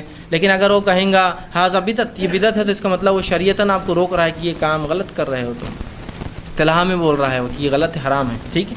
تو صحابہ نے کبھی وہ بدعت نہیں کی جو شریعت میں ہے. ہاں یہ تو الگ بات ہے کہ الٹریشنس کیے، چینجز کیے، نئے نئے شہر بنائے، نئی نئی ایجادات کو انہوں نے حکم دیا. یہ بدعت ہے تو اصطلاح کی اصطلاح ہی نہیں بلکہ یہ عام معنی کے اندر ہوتی ہے. اور یہ تو بغیر بدعت کے تو دنیا میں کچھ ہوتا بھی نہیں.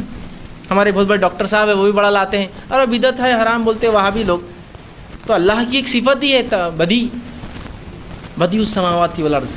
بدی کا بدعت بدی سے آتا ہے، اس کا معنی ہوتا ہے شروعات کرنا، ابتدا کرنا. بدی السماوات، اللہ بدی السماوات والارض، زمین و آسمان کا ابتدا کرنے والا ہے. مطلب اللہ نے بنایا، ایجاد کیا، ان کو چینج کیا تھا جب کچھ نہیں تھا. تو بدی تو کہتے دیکھو اللہ کی صفت ہے بدی، اور یہ بولتے ہیں بدعت حرام ہے. ارے میرے بھائی وہ اللہ کی صفت بدی الگ معنی میں ہے، یہ بدعت شریعت کے اندر نئی چیز ہے. وہ اللہ جو بدی ہے اس نے کیا کیا کرنا تھا بتا دیا، اب تو اس میں نئی کام کریں گا تو یہ بدعت ہے. وہ نہیں سمجھتے ہو. لوگ بولتے ہیں ماشاء اللہ سبحان اللہ، نعرے فلاں نعرے فلاں. کیا بات ہے، کیا بات ہے، بدعت جائز ہوگی نا. عقل ذرا تھوڑا ہونا انسان کو ضروری ہے، اور عقل کے ساتھ اللہ رب العزت اس کو سمجھ بھی دے، ورنہ عقل تو ہے سمجھنے کو تیار نہیں چیزوں کو. ہاں اپنی بات سمجھ میں آ جاتی ہے، دوسروں کی بات اس کو سمجھ میں نہیں آتی جلدی، تو اس کی ضرورت ہے. اسی طرح حضرت عائشہ رضی اللہ عنہ فرماتی ہیں من عمل عملا لیس علیہ امرنا فہو رد، کوئی ایسا کام کرے جس کا حکم ہم نے نہیں دیا وہ مردود ہے اللہ کے نزدیک. اسی طرح یہ صحیح مسلم کی روایت تھی. دوسری صحیح مسلم کی روایت ہے، آپ صلی اللہ علیہ وسلم فرماتے ہیں من احدث فی امرنا ھذا ما لیس منہ فہو رد، کس نے ہمارے دین میں کوئی ایسی چیز ایجاد کی جو میں نے نہیں کہی تھی فہو رد، روز قیامت اللہ اس کو مردود رکھیں گا، رد کر دیں گا، ریجیکٹ کر دیں گا، وہ وہاں سے پلٹا دیے جائیں گے. ٹھیک، تو ہمارا یہ کام ہے ہم بدعتیں نہ کریں. اب چاہے بدعتیں کسی بھی قسم کی ہو سکتی ہے، یاد رکھیے، اور بدعت کرنے کا نتیجہ بہت برا یاد رکھیے اس دنیا میں اور آخرت میں بھی انسان کو جو ہے اس کا نقصان ہے. اب بہت سے لوگ بدعت کا جب آتا ہے، دیکھیے بات تو صحیح ہے، سمجھ میں بھی آ رہی ہے، لیکن کر لیے تو کیا ہوا بھائی. جگنے کی رات تو شریعت میں 5 ہے نا، جو کہ شب قدر کے نام سے آتی ہے اور پوری رمضان میں چاہتی ہے 21 23 25 27 29. لیکن اس کے علاوہ بھی اگر جاگ لیے تو کیا ہوا، اسی بہانے عبادتیں کر لے رہے ہیں، اسی بہانے بیچارے جو لوگ کبھی مسجد میں نہیں آتے مسجد میں آتے ہیں، اسی بہانے کوئی دین کا درس تدریس ہو جاتا ہے، اسی ربیع الاول کے بہانے جو ہم غیر مسلموں پہ روب ڈالتے کتنے ہم جمع ہو جا رہے ہیں نا کہ جلوس کے اندر، ہاں اسی بہانے فلاں ہیں، کر لیے تو کیا ہوا، چلتا ہے. امام مالک رحمہ اللہ کے پاس ایک شخص آیا اور کہا کہ میں جو ہے عید کی نماز سے پہلے 2 رکعت پڑھنا چاہتا ہوں. تو امام مالک رحمہ اللہ نے کہا کہ یہ سنت سے ثابت نہیں. تو کہا نہیں کر لیے تو کیا ہوا، سوال وہی تھا اس کا، کر لیے تو کیا ہوا، کیا ہوتا ہے کر لیے تو، ایک اچھا کام کر رہا ہوں نا. کیا 2 رکعت نفل نماز سے شریعت روک سکتی ہے کہ مجھے بتائیے جس میں 1 سورہ فاتحہ ہو، 2 سورے ملاؤں گا اس کے علاوہ، پھر رکوع کی تسبیحات 6 بار ہوں گی، سجدے کی تسبیحات 12 بار ہوں گی، ایک قاعدے میں اللہ کے رسول پہ سلام ہے نا اور وہ ہوں گا اور درود بھیجوں گا، کتنا اچھی بات ہے. اس نے کہا کہ کیا امام مالک میں 2 رکعت نماز پڑھوں عیدگاہ میں بیٹھنے سے پہلے، عید کی نماز سے پہلے؟ تو کہا سنت ثابت نہیں. نے کہا کر لیے تو کیا ہوا، کہا میں کہہ رہا ہوں سنت ثابت نہیں. کہا کر لیے تو کیا ہوا. تو امام مالک رحمہ اللہ نے اتنی زبردست بات کہی اور سورہ نور سورہ نمبر 24 اس کی آیت نمبر 63 کا ایک حصہ تلاوت کر فرمایا فَلْيَحْذَرِ الَّذِينَ يُخَالِفُونَ عَنْ أَمْرِهِ أَن تُصِيبَهُمْ فِتْنَةٌ أَوْ يُصِيبَهُمْ عَذَابٌ أَلِيمٌ، کہ وہ لوگ جو ہمارے رسول کی مخالفت کرتے ہیں، رسول نے تو سیدھا آیا عیدگاہ میں آئے، عید کی نماز پڑھی، خطبہ دیا، نکل گئے. جو لوگ ہمارے رسول کی مخالفت کرتے ہیں، آپ کے خلاف جاتے، وہ عمل جو آپ نے نہیں کیا وہ کرتے ہیں، تو انہیں ڈرنا چاہیے کس چیز سے، کہیں اللہ انہیں کوئی مصیبت میں نہ ڈال دے یا کسی فتنے میں ملوث نہ کر دے. تو کر لیے تو کیا ہوا، آپ اللہ کی طرف سے مصیبت اور فتنوں کو دعوت دے رہے ہیں اپنے اوپر، کر لیے تو کیا ہوا. یہ ہوتا ہے کہ اللہ کے رسول کے بارے میں فَلْيَحْذَرِ الَّذِينَ يُخَالِفُونَ مِنْ أَمْرِهِمْ، جو لوگ ہمارے حکم کو جو ہمارا رسول لے کر آتا ہے اس کی خلاف ورزی کرتے ہیں، امرہم ان تصیبہم فتنۃ، انہیں ڈرنا چاہیے کہ ان کو فتنے ملوث نہ ہو جائے، او یصیبہم عذاب علیم، اور کہیں ایسا نہ ہو کہ کسی دردناک عذاب میں ملوث ہو جائے، دنیاوی کسی آفتوں بلائے مصیبت میں نہ گھر جائے. یہ ہوں گا. وہ آدمی خاموش بیٹھ گیا فوراً، کہا نہیں بات صحیح ہے، کیا ہوا، یہ جواب، یہ ہوا غلط کیا آپ نے، مخالفت کی اللہ کی، مخالفت اس کی رسول کی، مخالفت کی صحابہ کی، ہے نا. اور پتہ نہیں کیا عجیب معاملہ ہے لوگوں کا، جب کتاب و سنت کی بات کی جائے تو مسلک پہ چل جاتے، جب مسلک پہ جایا جائے تو کتاب و سنت پہ آ جاتے ہیں. بھائی کتاب و سنت سے یہ ثابت نہیں ہے، ہم تو بھائی فلاں مسلک کی ہمارے لیے کتاب و سنت ٹھیک ہے، ہمارے امام کے بعد آپ کے امام میں سے بھی ثابت نہیں 12 ربیع الاول عید میلاد. اچھا نہیں وہ زمانہ تھا، ان کو تقویٰ تھا، ان کو کیا ضرورت تھی، ہم کو ضرورت ہے چیزوں کی، وہ بڑے تھے ہم چھوٹے، ان کے اعمال زیادہ تھے، ہمارے کام میں وہ نزدیک تھے، ان کی تو مغفرت ہو گئی. اب نئے بہانے، یہ کہاں سے آپ نئے بہانے آپ کے، اب تو رک جائیے اپنے مسلک پر. اللہ کی کتاب نے حکم نہیں دیا، نبی اکرم صلی اللہ علیہ وسلم حکم نہیں دیا، صحابہ نے نہیں کیا، آپ کے امام نے بھی نہیں کہا، تو یہاں امام کو بھی ادھر. تو معاملہ مزاج ہماری امت کا یہ ہے کہ میٹھا میٹھا گپ کڑوا کڑوا تھو، جو میرے مزاج کو بھاتا ہے وہ سب چلتا ہے مجھے، جو میرے مزاج کے خلاف ہوا کہ ادھر ہی. عجیب مزاج بن گیا لوگوں کا. ایک مرتبہ میں نماز پہ کھڑا ہوا نماز کے لیے، ایک صاحب کھڑے تھے میرے بازو، میں نے ان کی قدم سے قدم لگایا ایک بار، میری عادت ہے ایک بار لگا کے میں چھوڑ دیتا ہوں، انہوں ہٹ گئے بازو، مجھے کوئی پرواہ نہیں، وہ ان کا مسئلہ ہے. نماز ہوئی تو کہا جناب میں حنفی ہوں. میں نے کہا ماشاء اللہ بڑی بات ہے. تو کیا حنفی مسلک میں قدم سے قدم لگانا نہیں ہے؟ تو کہا اچھا نہیں، وہ اتفاق سے مدرسہ ہی تھا. وہ مفتی صاحب وہ قدم سے قدم نماز میں لگانا کیسا ہے؟ تو انہوں نے کہا سب بندی کے لیے قدم سے قدم اور کاندھے سے کاندھا ضروری ہے. تو وہ خاموش بیٹھ گیا. میں نے کہا آپ کیسے حنفی ہیں؟ امام کا نام تو بدنام کر دیا میرے سامنے بول کر، لیکن یہی نہیں پتا آپ کے امام نے کیا کہا. تو لوگ صرف اپنے مفاد کے لیے بن جاتے ہیں اس وقت فلاں فلاں. لیکن اگر انہیں سے پوچھا جائے ماشاء اللہ آپ حنفی, اچھی بات ہے, جو معاملہ اللہ کتاب کے رسول سے ثابت نہیں ہوتے تو آپ امام ابو حنیفہ کے اقوال لیتے ہیں, اچھی بات ہے, میں اس کا برا نہیں مانتا ہوں. لیکن سوال یہ ہے کہ آپ ہر قول بھی نہیں لیتے نا, جو من بھاتا ہے وہ چیز لیتے ہیں, جو من دل کو نہیں بھاتا چھوڑ دیتے ہیں.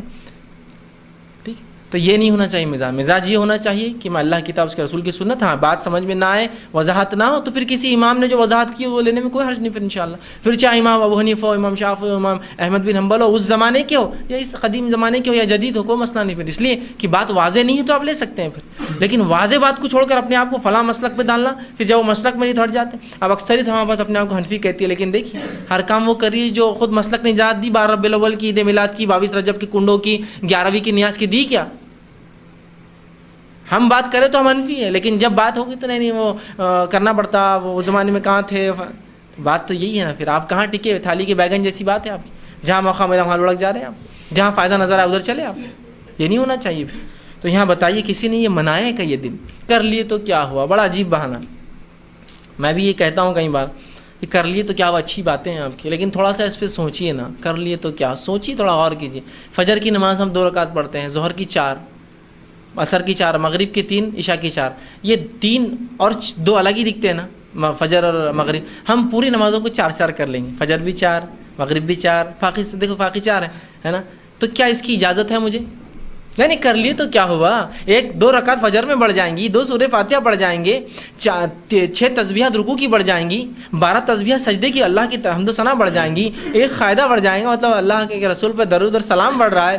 کیوں نہیں کر سکتے؟ آپ کہیں گے نہیں, نبی اکرم صلی اللہ علیہ وسلم کیا آپ مخالفت کر رہے ہیں. تو میں یہی کہہ رہا ہوں, کر لیے تو کیا ہوا, آپ اللہ اس کے رسول کی مخالفت کر رہے ہیں. آپ یہ اعلان کر رہے ہیں کہ ان کو نہیں پتا تھا, ہم کو پتا یہ عید ہے, ان کو نہیں پتا تھا, ہم کو پتا یہ دن نیاز ہے, ان کو نہیں پتا تھا, ہم اپنے آپ کو بڑا بتا رہے ہیں, جبکہ دین نبی اکرم صلی اللہ علیہ وسلم میں مکمل ہو گیا.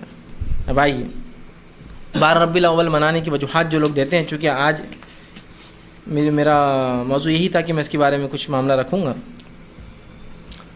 یہ محبت رسول کی علامت ہے, یہ عشق رسول کی علامت ہے. جو نبی سے محبت کرتا ہے عید میلاد مناتا ہے, جو نبی سے نفرت کرتا ہے اور فلاں کرتا ہے اور یہ فلاں اور فلاں, یہ لوگ اس کے منکر ہے, فلاں ہیں.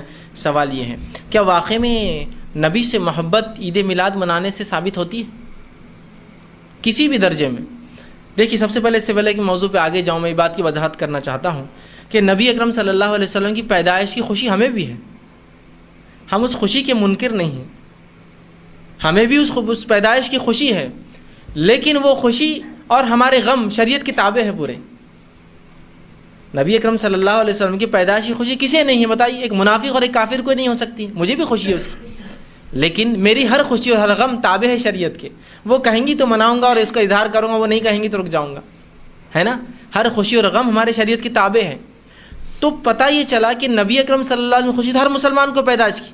سوال یہ ہے کہ جو آپ بتا رہے محبت رسول کی علامت یہ ہے کہ اس طرح سے اس روز کو منایا جائے, عید منائی جائے, کھانا کھلایا جائے, جلوس نکالے جائے, جلسے کیے جائے اور صدقہ اور خیرات کیے جائے, اور پتہ نہیں کیا کیا رسومات, عصر کے بعد سے مغرب تک فلاں اور عشاء کے بعد سے فلاں, فجر سے فلاں, یہ سب کیے جائے. سوال یہ ہے کہ اگر یہ واقعی میں حب رسول کی علامت ہے, محبت رسول کی علامت ہے, تو نبی سے سب سے زیادہ محبت کرنے والے لوگ کون تھے؟ میں اور آپ؟ نہیں. ہم نے تو کچھ بھی نہیں کیا رسول اللہ صلی اللہ علیہ وسلم محبت جیسی اس کا حق تھا, کیا کیا نہیں کیا نا ہم نے. ہم کو تو یہ تک سمجھ میں نہیں آتا وہ نبی جس نے ہمیں حکم دے دے کر جو ہے اپنے آپ کو غمزدہ کر لیا, انسانوں تک اپنے اللہ کے احکام پہنچا کر, اس کے احکامات بآسانی ہم کو کتابوں کی شکل میں ملتے ہیں, وہ احکامات دیکھ کر کبھی یہ نصیب نہیں ہوتا کہ سوچ کے میں اس پہ عمل کروں گا. ٹھیک ہے دیکھیں گے, کریں گے, ہوں گا, ابھی کہاں ہوتا ہے, کر لیا جائے گا, یہ معاملہ ہے ہمارا. صحابہ محبت کرتے اس لیے جان دی, مال دیا, پیسہ دیا, بیوی بچوں کو چھوڑا, اپنے سب کچھ قربان کر دیا, ہے نا.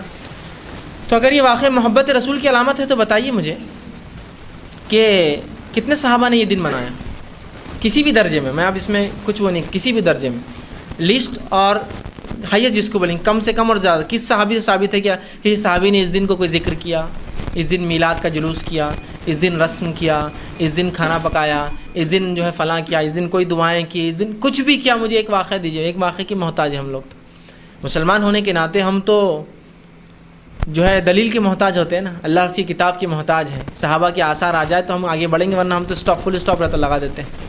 اگر یہ محبت رسول کی علامت ہے تو کسی صحابی نے کبھی یہ دن منایا کیا؟ میں یہ سوال کر رہا ہوں. میں کچھ دن پہلے انٹرنیٹ پہ بیٹھا تھا تو ایک صاحب نے لکھا رہے آپ خلاف بولتے ہیں عید میلاد النبی کی. علامہ ابن تیمیہ لکھتے ہیں کہ اگر سلف اس کو منا لیتے تو اس میں کوئی حرج نہیں تھا. میں نے کہا یہی تو خصوصیت ہے اس آدمی کی کہ کیا لکھا ہے اس نے, سلف منا لیتے تو منا سکتے تھے, تب ہمارے لیے جائز تھا, سلف نے منائے نہیں تو ہم کہاں سے منا سکتے. جس کو بولتے ہیں یہ گریٹنس ہوتی ہے کہ انسان کی یہی خصوصیت اس کی اعلیٰ درجہ ہوتا ہے کہ وہ کیا لکھ رہے ہیں کہ نبی کی پیدائش ظاہر سی بات ہے خوشی ہونا چاہیے, مجھے بھی آپ کو بھی ہونا چاہیے, لیکن ہماری خوشی تابع ہے کسی کی, اس وجہ سے ہم اس کو ویسے نہیں منا جیسے لوگ مناتے ہیں اپنے دل کی حد تک, اور وہ خوشی محبت ہے اور محبت اطاعت ہے, اس اطاعت کر کے ہم بتاتے ہیں کہ ہاں ہم نبی سے محبت کرتے ہیں نا. تو وہ کیا لکھ رہے ہیں علامہ ابن تیمیہ, واقع میں قول صحیح ہے ان کا. وہ لکھتے ہیں کہ اگر سلف منا لیتے تو کوئی حرج نہیں ہوتا, لیکن سلف نے چونکہ منایا نہیں تو ہم بھی نہیں منا سکتے. مطلب وہ انہوں نے خالی اتنا لکھا, سلف منا لیتے تو کوئی حرج نہیں تھا. میں نے کہا آگے بھی لکھتے کہ یہی تو خصوصیت تھی اس آدمی کی کہ جب لکھ رہا ہے قلم تو یہ کہہ رہے ہیں کہ سلف منا لیتے تو کوئی حرج نہیں, لیکن یہی دلیل ہے کہ نہیں منائے تو تم بھی مت مناؤ میرے بھائی. ان کو حرج نہیں تھا تو انہوں نے نہیں کیا, تو تم کیوں آگے بڑھتے ہو؟ جس چیز میں جب حرج نہیں تھا تو انہوں نے نہیں کیا تو تم کیوں جو ہے ایسا کام کرتے ہو انہوں نے نہیں کیا. تو یہ خصوصیت ایک عالم کی, آپ اس کی بات کو سمجھیے, اس پہ غور کیجیے کہ کس طرح سے وہ دلیل لے کر آ رہے اپنی بات کی کہ سلف کو خوشی تھی اس کی, منا لیتے تو کوئی حرج نہیں تھا, لیکن یہی دلیل ہے کہ انہوں نے نہیں منایا تو ہم بھی نہ منائیں. ٹھیک ہے, تو بہرحال محبت رسول کی کوئی علامت, عشق رسول کی کوئی علامت جلسے جلائس آپ کی پیدائش منانا نہیں ہے میرے بھائی. اگر ہوتا تو صحابہ مناتے اس کو, سب سے پہلے خلفاء راشدین مناتے, اس لیے کہ 2 سسر ہے تو 2 داماد ہیں. ابوبکر صدیق سسر ہے, چلو ان کا زمانہ بڑا کم تھا نہیں منا سکیں. عمر ابن خطاب یہ بھی سسر ہے اور 10 سال خلافت کی, اور زبردست خلافت, یہ ایسی کوئی خلافت نہیں جس میں کوئی حملہ ہوا, بارڈرز پہ تھی سب جنگیں, مسلمان حکومت اپنے سینٹر میں آب و تاب پر تھی, اپنے عروج پر تھی. تو کوئی ایسے حالات بھی نہیں تھے کہ ابوبکر صدیق کے زمانے میں جو حالات تھے کہ خود لوگوں نے مرتد ہو گئے تھے بہت سے لوگ اور ان کے خلاف جنگ ہونا, کچھ بھی نہیں, ایک دم سکون بھرے علاقہ. اچھا, عثمان ابن عفان رضی اللہ کم و بیش 10 سے 12 سال اپنے خلافت کی, آپ تو 2 بیٹیوں سے آپ کا نکاح ہوا ہے نا, انہوں نے کیوں نہیں منایا؟ عشق رسول محبت رسول نہیں تھا ان کو. اچھا, اس کے بعد علی بن ابی طالب رضی اللہ عنہ, بھائی بھی ہے رشتے میں, آپ کے داماد بھی ہے, اپنے رسول سے محبت بھی کرتے ہیں, ان کے بڑے فضائل آتے ہیں حدیث کے اندر, انہوں نے کیوں نہیں منایا میرے بھائی؟ ان کو نہیں سمجھ میں آئی تھی.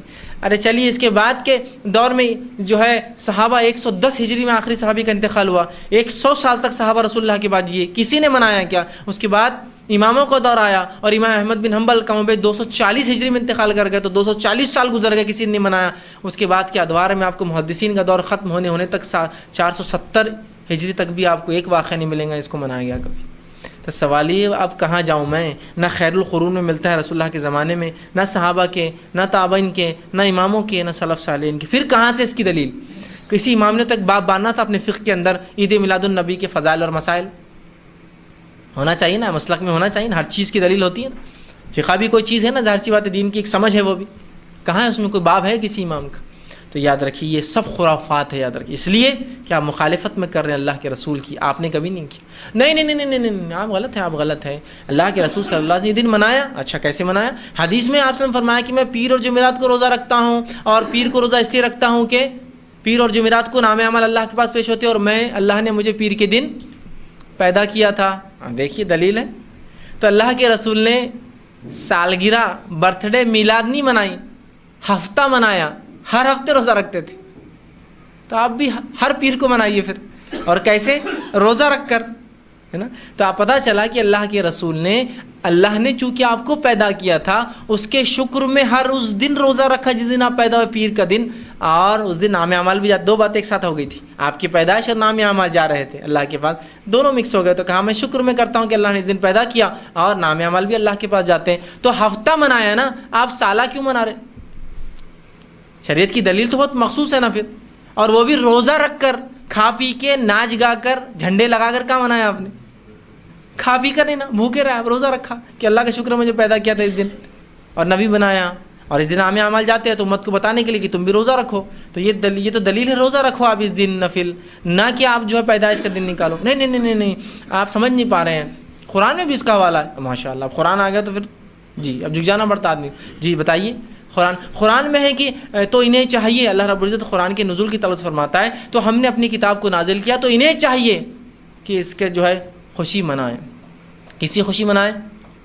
قرآن کے نازل ہونے کی. تو قرآن کے نازل ہونے کی خوشی, تو قرآن جس پہ نازل ہو اس کی پیدائش کی خوشی, سبحان اللہ, دلیل مل گئی. اور نعرے فلاں نعرے فلاں, لیکن نعرے ضروری ہے. بات سمجھ میں آ گئی نا. اللہ نے فرمایا کہ ہم نے قرآن کو نازل کیا تو لہٰذا سورہ یونس کی ایک آیت ہے, انہیں چاہیے کہ خوشی منائیں. تو جب قرآن کے نازل ہونے پہ خوشی, تو جس پر اترا اس کی خوشی, اوہ پھر تو بس جھوم اٹھتی پوری مجلس ہے نا. فلاں اس لیے کہ آپ کو سمجھنے دینا ہی نہیں ہم نے. جب تک آپ ہماری جیبیں بھر رہے ہیں, ہمارا پیٹ بھر رہے ہیں, تو ہم نے آپ کو سمجھنے دینا ہی نہیں ہے. سمجھ رہے ہیں بات کو, جاننے والوں نے آپ کو سمجھنے دینا ہی نہیں کہ کیا ہے, بس آپ لگے رہیے بس نعرے واروں کے اندر, کچھ مت سمجھیے. تو لگ گئے اس میں. اچھا بات تو صحیح ہے. تو اس آیت سے تو پتہ چل رہا ہے کہ عید قرآن مناؤ, کہ انہیں چاہیے خوشی منائیں. قرآن اترا تو رمضان کے اندر قدر کے اندر منائیے. آپ قدر کی رات قرآن اترا نا, وہ چاہے 21 کی تھی, 23 تھی, 25, 27, تو 5 راتیں مناؤ. اور ماشاء اللہ منا ہی رہے ہم, تو خوشی منا ہی رہے نا. ان راتوں کو جا کر اللہ کی عبادت کر رہے ہیں, اور اللہ نے ایک تحفہ دیا ہے نا, تو وہ خوشی اس معنی میں. دوسرا, صحابہ نے شاید تو کیسا سمجھا میرے بھائی, صحابہ نے, کہ اللہ کے رسول نے کبھی منائی کیا عید کی قرآن نازل ہونے کی خوشی؟ یا کبھی صحابہ نے یہ کہا کہ اس آیت سے یہ نہ معلوم ہوتا ہے کہ قرآن اترنے کی خوشی منائی جائے, اور جس پہ قرآن اترا اس کی خوشی اس سے زیادہ؟ یا کسی تابعین نے, اس لیے کہ صحابہ کی زندگی جو ہے نا کٹر ہوتی ہے. ہم لوگ جو قرآن سے کچھ بھی استدلال کرتے ہیں نا, صحابہ کی زندگی دیکھنا پڑتی ہے. انہوں نے کیا سمجھا, انہوں نے کیا سمجھا ہے نا, اور ان کا سمجھنا ہم کو بتاتا ہے کہ اس کا معنی کیا ہوتا ہے. تو ان کی زندگی تو کٹ کری. کسی صحابی کو نہیں سمجھائیے کہ اس سے مراد قرآن کی عید اور رسول اللہ کی پیدائش. ہاں نہیں, صحیح بخاری کا واقعہ ہے. اب جان دو قرآن کو آپ کو نہیں سمجھ میں آ رہا, آپ کو نہیں سمجھیں, اس لیے کہ جو بات سامنے والے کو ایسا لگے کہ آپ ان تھوڑا بہت, تو آپ کو نہیں سمجھیں گے, یہ تو بڑی بات ہے. چلیے آگے. صحیح بخاری سے بھی ثابت ہے عید میلاد النبی منا. اچھا ماشاء اللہ, صحیح بخاری سے بولے تو اللہ کی کتاب کے بعد اس کتاب کی اہمیت. اچھا ٹھیک ہے بتائیے. تو صحیح بخاری کی روایت ایک صاحب دینے لگے کہ عید میلاد النبی منانا افضل ہے, اس کا ثواب ہے, اس دن مغفرت ہوتی ہے. وہ کیسے؟ بہت بڑے ڈاکٹر صاحب وہ بھی ٹی وی پہ آتے ہیں, بیچارہ اللہ رحم کرے ان پر. وہ شروع دلیل دے رہے ہیں. کیا دلیل ان کی؟ کہ عباس رضی اللہ عنہ کے خواب میں ابو لہب آیا. تو عباس رضی اللہ عنہ پوچھا, ابو لہب کیسے حالات ہیں جہنم میں, مطلب اپنے بھائی سے خیریت لے رہے جہنم کی. تو عباس رضی اللہ عنہ فرماتے ہیں کہ میں نے پوچھا, خواب کی بات ہے یاد رکھیے, یہ خواب دیکھا انہوں نے کہ اپنے بھائی کو انہوں نے دیکھا, اور پوچھا ابو لہب کیسے حالات ہیں. تو کہا رفاقہ نہیں ملا یہاں بھی, دنیا میں میں خلاف تھا لیکن یہاں سکون نہیں ملا, جہنم میں گیا میں. لیکن ایک دن تھوڑا سا مجھے رفاقہ مل جاتا ہے, تھوڑی ڈھیل ملتی ہے. کہا کس دن؟ تو کہا پیر کے دن.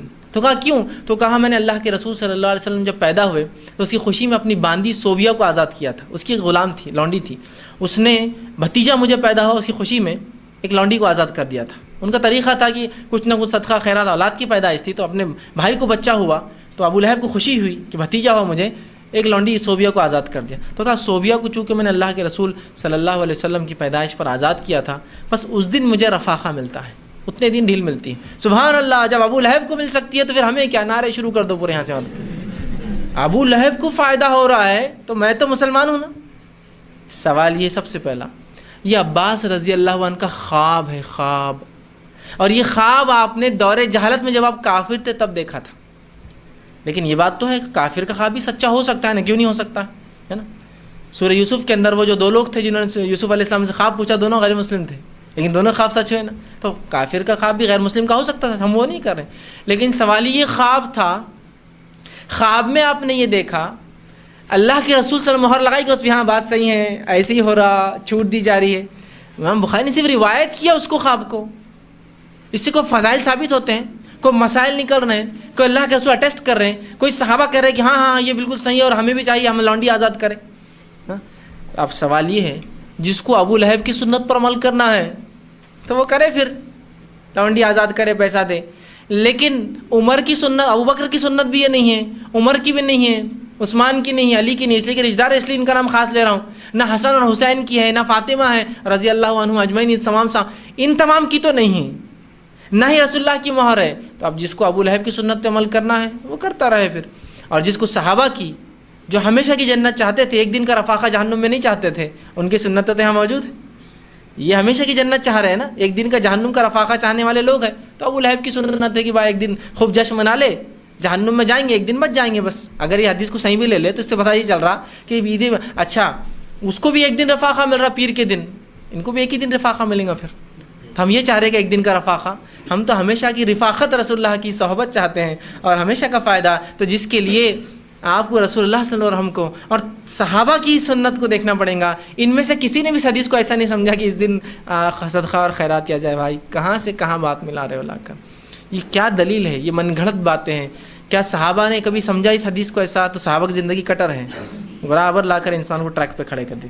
تو کوئی یہ محبت رسول کی علامت نہیں، کوئی عشق رسول کی دلیل نہیں، کوئی قرآن حدیث سے ثابت نہیں، کسی مسلک سے اس کا وجود نہیں، کسی نے نہیں کیا۔ بھائی کہاں سے شروع ہوا؟ تو یاد رکھیے یہ عید میلاد النبی یا رسول اللہ کی پیدائش منانا، اس کے تعلق سے اقوال، 2-4 اقوال، اس میں سے ایک مشہور معروف قول یہ ہے کہ کم و بیش تیسری صدی، چوتھی صدی ہجری، 350 ہجری کے بعد یا 362 ہجری میں فاطمی خلیفاؤں نے اس کو شروع کیا ہجری میں، تو گویا 622 سال ملا لے تو سن عیسوی تقریباً 1100 سن عیسوی کے اندر پہلی بار فاطمی خلیفہ جو کہ شیعہ تھے، یاد رکھیے یہ مصر میں ان کی حکومت تھی، انہوں نے پہلی بار رسول اللہ کی میلاد پر چھٹی کا اعلان کیا، کہا کہ آپ صلی اللہ علیہ وسلم پیدا ہوئے تھے، آپ صلی اللہ علیہ وسلم لہٰذا ہم چھٹی منائیں گے۔ اور یہ بھی کچھ لوگ لکھتے ہیں یورپ کے انفلوئنس میں ہوا۔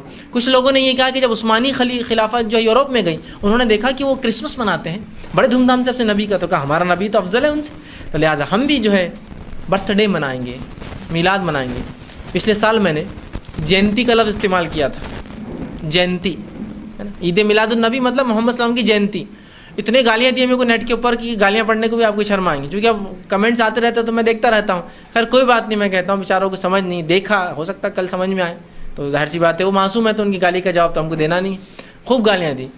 اب پیپر تو آج صبح سے بھرے ہوئے ہیں کہ یہ دن جو ہے، مراٹھی پیپر دیکھیے اٹھا کر، خود ہمارے بھائیوں نے لکھا ہوا لیکھ، غیر مسلم نے لکھا کہ یہ دن جیسا کہ بدھ جینتی فلاں ہوتی ہے، اسی طرح مسلمانوں کی یہ جو ہے محمد صاحب کی جینتی ہے۔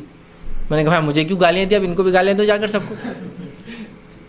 اب مان لیا آپ نے جینتی، تو میں نے صحیح کہا تھا یہ جینتی ہے بھائی، آپ جو منا رہے جینتی ہے۔ نہیں آپ نے تو رسول اللہ کو ان کے ساتھ ملا دیا۔ میں نے نہیں ملایا، تم نے ملایا، میں تو بول رہا ہوں صرف، میں نے کہاں ملایا، میں کہاں کہہ رہا ہوں کہ رسول اللہ کی جینتی اور میں مناؤں گا، میں تو کچھ نہیں کر رہا ہوں۔ آپ نے جینتیاں منا کر وہی حرکت کی نا، کہ ایک جینتی ہوتی ہے جس میں اودے فرارے، اودے جھنڈے، اودے فلاں ہوتے، ایک جینتی جس میں لال جھنڈے، لال فرارے، لال کپڑے ہوتے، ایک جینتی جس میں ہرا ہے۔ فرق کیا ہے؟ سیم ہے نا، وہی گلال، وہی کلر، وہی پٹاخے، وہی تماشا، صرف اتنا ہماری جینتی میں اونٹ رہتا آگے،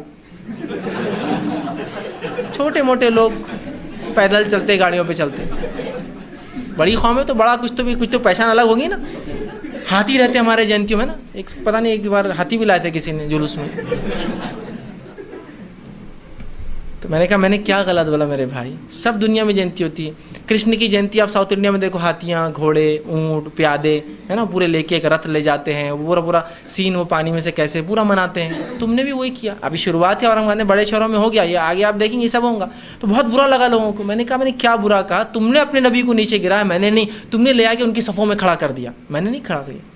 میں تو ممتاز الگ رکھتا ہوں اپنے آپ کو اور اپنے نبی کو، کہ وہ ایسا نہیں ہے، اس کا وہ اتنا عام آدمی نہیں کہ آپ اس کی جینتی اور فلاں منائیں، اس کا پیغام اصل تھا، اس کی پیدائش اصل نہیں تھی۔ تو ہمارے لیے محمد بن عبداللہ اصل نہیں تھے، محمد رسول اللہ تھے، یہ ہے صلی اللہ علیہ وسلم، یہ اصل تھا ہمارے لیے۔ تو آپ کی پیدائش معنی نہیں رکھتی، آپ کا پیغام معنی رکھتا ہے۔ یقیناً پیدائش کی خوشی مجھے بھی ہے، اور وہ خوشی ہر مومن کو ہوتی ہے، لیکن وہ خوشی کا طریقہ شریعت کے مطابق جیسے صحابہ نے کیا، کوئی اظہار نہیں، کچھ نہیں، بس نبی اللہ نے دیا تھا، بس اس کی خوشی دل میں سب کو ہے اور ہونا چاہیے۔ لیکن نبی سے محبت در حقیقت نبی کی اطاعت ہے، معلوم آپ کو، نبی سے محبت کا معنی نبی کی اطاعت ہے۔ اور آئیے کہ واقعہ سنیں، عبداللہ ابن مسعود رضی اللہ عنہ ایک مرتبہ مسجد نبوی میں آ رہے تھے، نبی اکرم صلی اللہ علیہ وسلم کی کان میں آواز پڑی اور کہا اے وہ شخص جو کھڑا ہے بیٹھ جا۔ عبداللہ ابن مسعود رضی اللہ عنہ جو ہے حدیث میں آتا ہے کہ آپ چوکھٹ پر تھے، مسجد نبوی کی چوکھٹ پر تھے، یا ایسی جگہ تھی جہاں چپلیں ہیں، جو ہی آواز سنی تو ایک پر چوکھٹ کے باہر تھا، ایک پر اندر، اور چوکھٹ پہ بیٹھ گئے چپلوں میں۔ مسجد نبوی کے اندر آ رہے ہیں، اب میں اس بحث میں جانا ہوا چوکھٹ تھی نہیں تھی، بتانے کا مقصد یہ کہ اس کے اندر آ رہے تھے، دروازے میں تھے، اور جو ہی یہ آواز سنی تو بیٹھ گئے، ایک پیر باہر تھا ایک پیر اندر تھا، اور چپلیں تھیں وہاں، اس میں بیٹھ گئے۔ جب آپ صلی اللہ علیہ وسلم خطبہ دے چکے، اس کے بعد کہا اے عبداللہ ہم نے تم سے کہا تھا کہ اے وہ شخص جو کھڑا بیٹھ جا، میں تو فلاں کو کہہ رہا تھا۔ ایک آدمی خطبے میں شاید کھڑا ہو گیا تھا، آپ اس کو کہہ رہے تھے بیٹھ جاؤ، بھائی خطبے میں کھڑے رہنا چاہیے، نماز پڑھنا الگ بات ہے، لیکن کھڑے مت رہو، خامہ بیٹھ جا، یا کچھ وہ ہو سکتا ہے ڈسٹرب کر رہا ہوں ادھر ادھر، آپ نے کہا بیٹھ جاؤ، سکھا رہے تھے کہ بھائی ایسا خطبے میں نہیں ہونا آواز بہت۔ تو ہم نے عبداللہ تم کو تو نہیں کہا تھا اے وہ شخص جو کھڑا ہے بیٹھ جا، تم کیوں بیٹھ گئے؟ تو عبداللہ ابن مسعود فرماتے اللہ کے رسول ہمیں کیا معلوم آپ کس سے بول رہے تھے، ہمیں بھی کیا معلوم آپ کس سے بول رہے تھے، بس آپ کی آواز ہمارے کانوں میں آئی، میرے کان میں صرف آپ کی آواز آئی. تو میں نے یہ سوچا عبداللہ اب ایک پیر جو تو مسجد نبوی میں ڈال چکا اور دوسرا ڈالیں گا تو یہ پیر تیرا مسجد نبوی میں نہیں جائیں گا, جہنم کی آگ میں جائیں گا, اس لیے میں وہاں بیٹھ گیا. مجھے کیا معلوم آپ کس کو کہہ رہے, کان میں آواز آ گیا ہے وہ شخص جو کھڑا ہے بیٹھ جا. تو میں نے یہ سوچا کہ عبداللہ اب تیرا دوسرا پیر مسجد نبوی میں نہیں جائیں گا, اگر ڈالیں گا تو جہنم کی آگ میں جائیں گا. تو ہم تو وہیں بیٹھ گئے. تو محبت کا معنی اطاعت ہوتا ہے. یہاں کہاں جلوس اور جلائس کی بات ہو رہی, محبت کا معنی اطاعت. اطاعت میں تو پورا لانگ دیا ہم نے, رسول کی بات کی تو کوئی اہمیت ہے ہی نہیں ہمارے پاس. اور پھر محبت کے دعوے, تو یہ دعووں کو میں بولتا ہوں جھوٹے دعوے ہیں. میں کسی کی محبت پہ شک نہیں کر رہا ہوں, لیکن علامتیں بتاتی ہیں نا, جھوٹی محبت ہے. یا بیچارے کم علم ہوں گے اس میں کر رہے ہیں, تو اللہ ان کو جو اس کی ہدایت دے. لیکن سمجھدار لوگ اس میں کافی حد تک ہے, ہر چیز سمجھتے ہیں, لیکن صرف اپنے مفاد کے لیے انہوں نے یہ تمام چیزیں کی. ایسے کئی لوگ تھے ماشاءاللہ جو پچھلے دنوں ان جلوس جلائس میں جاتے تھے یا ان کے اندر بڑے بڑے عہدوں پر تھے. بعد میں اللہ نے ان کو جو ہے توفیق دی, توبہ انہوں نے کی, آ کر مجھے بتایا کہ آپ جو کہتے تھے بالکل 100% صحیح ہیں, صرف کچھ مفادات کے لیے ہم اٹکے تھے, اس کے علاوہ ہمارا کوئی مقصد نہیں تھا. ہم سب جانتے تھے گمراہی ہے, ہم سب جانتے تھے, لیکن اگر 1000 یا لاکھ روپے کے پڑاخے پھٹتے 10,000 ہمارے جیب میں بھی آتے تھے. تو ہم بس وہ اس پہ نظر تھی, باقی لوگ عوام کہاں جا رہی ہے, ان کا عقیدہ کہاں جا رہا ہے, ان کے معاملات سب چھوڑ دیں. اور کیا واقعے میں اگر نبی کی پیدائش کی خوشی منانا ہی ہے, اس لیے کہ تھوڑا تو ہے نا جواز کی خوشی تو ہے, لیکن کیا طریقہ یہ ہے اس کا؟ اس طرح سے کوئی مناتا ہے اپنے نبی کا پیدائش کا دن؟ اس طرح سے پٹاخے پھوڑ رہے ہیں, لاکھوں اور ہزاروں روپے سے الیکٹریسٹی اور لائٹنگس میں خرچ ہو رہے ہیں, جبکہ اسی امت کے اندر بیوائیں, مسکین, یتیم ہیں. عمر ابن خطاب رضی اللہ عنہ ایک مرتبہ عراق سے جو ہے پیسہ آیا, خرچ کا پیسہ جو ٹیکسز ہوتے تھے آیا. جب ٹیکسز آئے تو حذیفہ بن یمان رضی اللہ عنہ سے کہا, اے حذیفہ کہیں تم لوگوں سے پورا تو اٹھا کے نہیں لا لیو؟ ٹیکسز باندھے گئے تھے 8 دینار, 5 دینار, 6 دینار, 2 دینار, لیکن اس کے بعد بھی کہا ہے عبداللہ, تو اے حذیفہ کہیں تم ایسا تو نہیں پورا اٹھا کے لائے ہو؟ مطلب حالات دیکھ کر واپس بھی کرتے. تو کہا امیر المومنین جتنا لایا ہوں اس کا ڈبل تو صدقہ کر کے آ گیا ہوں. جو ٹیکسز آپ بولتے ہیں وصول کرو, اس سے زیادہ تو آپ صدقہ بول دیتے ہیں, ڈبل تو صدقہ کر کے آئے ہوں. تو عمر ابن خطاب کھڑے اور کہا کہ اگر عمر کو اللہ سبحانہ تعالیٰ طاقت, استطاعت اور پیسہ دیتا تو عمر اتنا خرچ کرتا وہاں کی بیوہ اور یتیموں اور مسکینوں اور محتاجوں پر کہ آنے والی نسلوں تک وہ محتاج نہ رہتے ان کے. اتنا میں ان کو غنی کر دیتا, اتنا دیتا کہ آنے والے نسلوں میں جو ہے ان کو مانگنے کی ضرورت نہیں پڑتی. عمر اتنا دیتا, اگر اللہ اس کو اور دیتا تو اندازہ لگائی. تو یہاں دینے کی بات ہو رہی ہے. تو یتیم ہیں, بیوائیں ہیں, مسکین ہیں, مسافر ہے, اور کیا کچھ نہیں تکلیف اس امت کو. آج ایسا تو حال نہیں ہے کہ امت جو ہے سونے کے نیوالے کھا رہی ہیں, بہت مشکل ہے. اللہ کس کچھ کو دے رہا ہے نعمت تو شکر ادا کرے, ورنہ دوسرے بھائیوں کی حالت ویسے نہیں, یاد رکھے, بھوکے بھی ہے بہت سے لوگ. تو کیا ان پیسوں کو, لاکھوں کروڑوں روپیوں کو آپ ایسا ضائع کریں گے؟ اور شریعت میں ایک نئی عید ایجاد کریں گے. آپ یہ بولی نبی کی پیدائش میں مجھے خوشی ہے, لیکن ایک عید کہنا شریعت کو تبدیل کرنا ہے. شریعت نے 2 عیدیں دی, عیدین, عید الفطر, عید الاضحیٰ. تیسری عید اب قیامت تک شامل نہیں ہو سکتی. تو میں نے کہا تھا نا, بدعت جب شروع ہوتی ہے نا تو چھوٹی رہتی ہے, پھر اس کے دائرے بہت وسیع ہوتے جاتے ہیں, اتنے وسیع ہوتے ہیں کہ بس وہ ہلاک اور بربادی کی طرف لے جاتی ہے.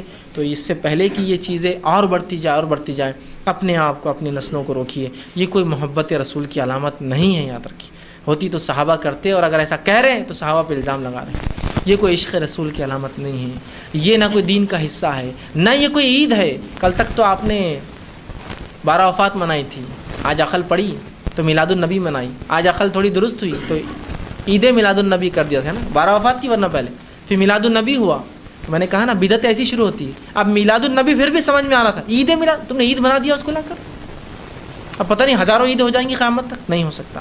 تبدیلیاں ایسی آتی ہے, چھوٹے سے بڑے کی طرف انسان جاتا ہے, تو نہ اس میں کوئی شرکت ہے, نہ اس دن کوئی خوشی ہے, نہ اس دن کوئی نماز ہے 12 ربیع الاول کو, نہ اس دن کوئی صدقہ ہے. اور یہ بات بھی یاد رکھیے, تاریخی حوالوں سے آپ صلی اللہ علیہ وسلم پیدا ہوئے اس معاملے میں کثیر اختلاف ہے کہ آپ 9 ربیع الاول, 10 ربیع الاول, 11 یا 12 کو پیدا ہوئے, جس میں علامہ سلمان منصور پوری رحمۃ اللہ علیہ نے رحمۃ اللہ عالمین میں لکھا کہ وہ 9 ہیں. اسی طرح جو ہے فقہ السیرہ کے اندر جو ہے محمد غزالی لکھتے ہیں کہ وہ 9 ہیں. یہ صرف تاریخی حوالوں کے ساتھ, اور انہوں نے یہ کہا کہ جو ستاروں کی گردش سے بھی جو نکالا جاتا ہے, یہ میں ایسٹرولوجی کے بارے میں بات نہیں کر رہا ہوں, جو ستارے دیکھ کر تقدیر بتاتے ہیں, یہ وہ ایک علم ہوتا ہے کہ ایک ستارہ اتنے سالوں میں اتنا کھسکتا ہے, تو اس سے بھی بہت ساری چیزوں کے حالات, واقعات اور قوموں کی تاریخیں نکالی جاتی ہیں. تو انہوں نے اس طریقے سے بھی نکالا, تو آپ صلی اللہ علیہ وسلم 9 ربیع الاول کو کہتے پیدا ہوئے. اسی طرح جو ہے صفی الرحمن مبارک پوری صاحب جو اپنی کتاب رحیق المختوم میں بھی کہتے ہیں 9 ربیع الاول. بہت سارے لوگوں نے اس کو جدید تحقیقات کے مطابق کہا 9 وہ ہے 12 نہیں ہے، تو یہ بھی درست نہیں ہوا کہ دن بھی درست سلیکٹ نہیں کر، لیکن یہ بات طے ہے آپ کی وفات 12 ربیع الاول کو ہوئی، یہ بات طے ہے آپ کی وفات، اس لیے کہ جب آپ کی وفات ہوئی، جب آپ پیدا ہوئے تو کوئی نہیں جانتا یہ رسول نبی ہے، یا معاف کرنا یہ اللہ کے رسول ہے، یہ نبی ہے، اور یہ جو ہے آخری نبی ہے، کوئی نہیں جانتا، لیکن جب وفات کر گئے آپ پبلک فگر تھے، آپ لوگوں کے اندر رہتے، لوگ جانتے آپ کو، تو آپ کب وفات کر گئے؟ وہ دن جو تھا 12 ربیع الاول کا تھا۔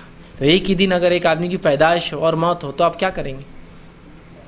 کیا منائیں گے وہاں؟ اگر سمجھ لیجیے 12 کو پیدا ہو 12 کو وفات کر گئے تو آپ کیا منائیں گے اس کو؟ تو اس کے لیے بھی شرعی دلیل، ہاں شریعت میں غم صرف 3 دن ہے، خوشی ہمیشہ ہے، ماشاء اللہ، یہاں تیری عقل برابر جا کر لگی، شریعت کی دلیل کہ غم صرف 3 دن ہے، تو وفات 12 کو بھی تو 13 14 15 کو منا سکتے غم، اس کے بعد 16 سے غم نہیں ہوگا، لیکن وہی دلیل تم نے خوشی بھی کیوں لگائی کہ صحابہ تابعین اور رسول اللہ نے خود منائی تھی کہ وہ خوشی، تو دیکھ رہے اپنے وفات کے لیے کیسے دلیل کا استعمال ہو رہا ہے۔ لیکن بات تو اس طرح سے ہم نے اپنے وفات کے لیے دن کو تبدیل کیا، ہمیں چاہیے کہ اس دن کوئی خوشی، کوئی عید، کوئی میلاد، کوئی رسم، کوئی کھانا، کوئی پینا، کوئی صدقہ، کوئی خیرات، کوئی خاص نماز، کوئی ذکر، کوئی اذکار، کچھ بھی نہیں، عام دنوں ایسا دن ہے جس کو اپنے نبی کی پیدائش کی خوشی ہے، ہم چاہتے ہیں کہ وہ اپنے اعمال سے بتائے کہ واقعی میں اس نبی کا متبع ہوں، یہ ہے اصل خوشی، کہ میں اپنی زندگی کو تبدیل کر لوں کہ میرا نبی اس دن پیدا ہوا تھا اور ہم کیا کر رہے ہیں، میری زندگی اتنی گزر گئی، اب میں زندگی کو تبدیل کروں، اس نبی کا متبع بنوں۔ اتباع محبت ہے، یہ محبت اتباع ہے، یہ لازم ہے، دونوں میں سے ایک بھی نہ ہو تو کوئی کہے میں اتباع کرتا ہوں لیکن محبت نہیں، یہ بھی ممکن نہیں، محال ہے سوچنا، یا کوئی کہے میں محبت کرتا ہوں اتباع نہیں کرتا ہوں، یہ بھی محال ہے سوچنا۔ تو نبی کی اتباع کیجیے۔ تو اگر اس 12 ربیع الاول کا کوئی پیغام آپ کو لینا ہے تو پیغام یہ ہے کہ اس نبی کی اتباع میں لگ جائیے، کم از کم یہ دن نے آپ کو یاد دلا دیا کہ ہم اس کے امتی ہیں اور اس کی اتباع کرنا ہی اس کی محبت ہے، اس کے علاوہ یہ تمام چیزیں درست نہیں ہیں۔ اللہ رب العزت سے دعا ہے کہ اللہ سبحانہ تعالیٰ کہنے سننے زیادہ عمل کی توفیق دے، ہم تمام ہر قسم کی خرافات، بدعات اور برائی سے حفاظت کریں، جب تک زندہ رکھے اسلام و ایمان پر زندہ رکھیں، خاتمہ ایمان پر ہو۔ آخر دعوانا ان الحمد للہ رب العالمین، سبحان ربک رب العزت عما یصفون، وسلام علی المرسلین والحمد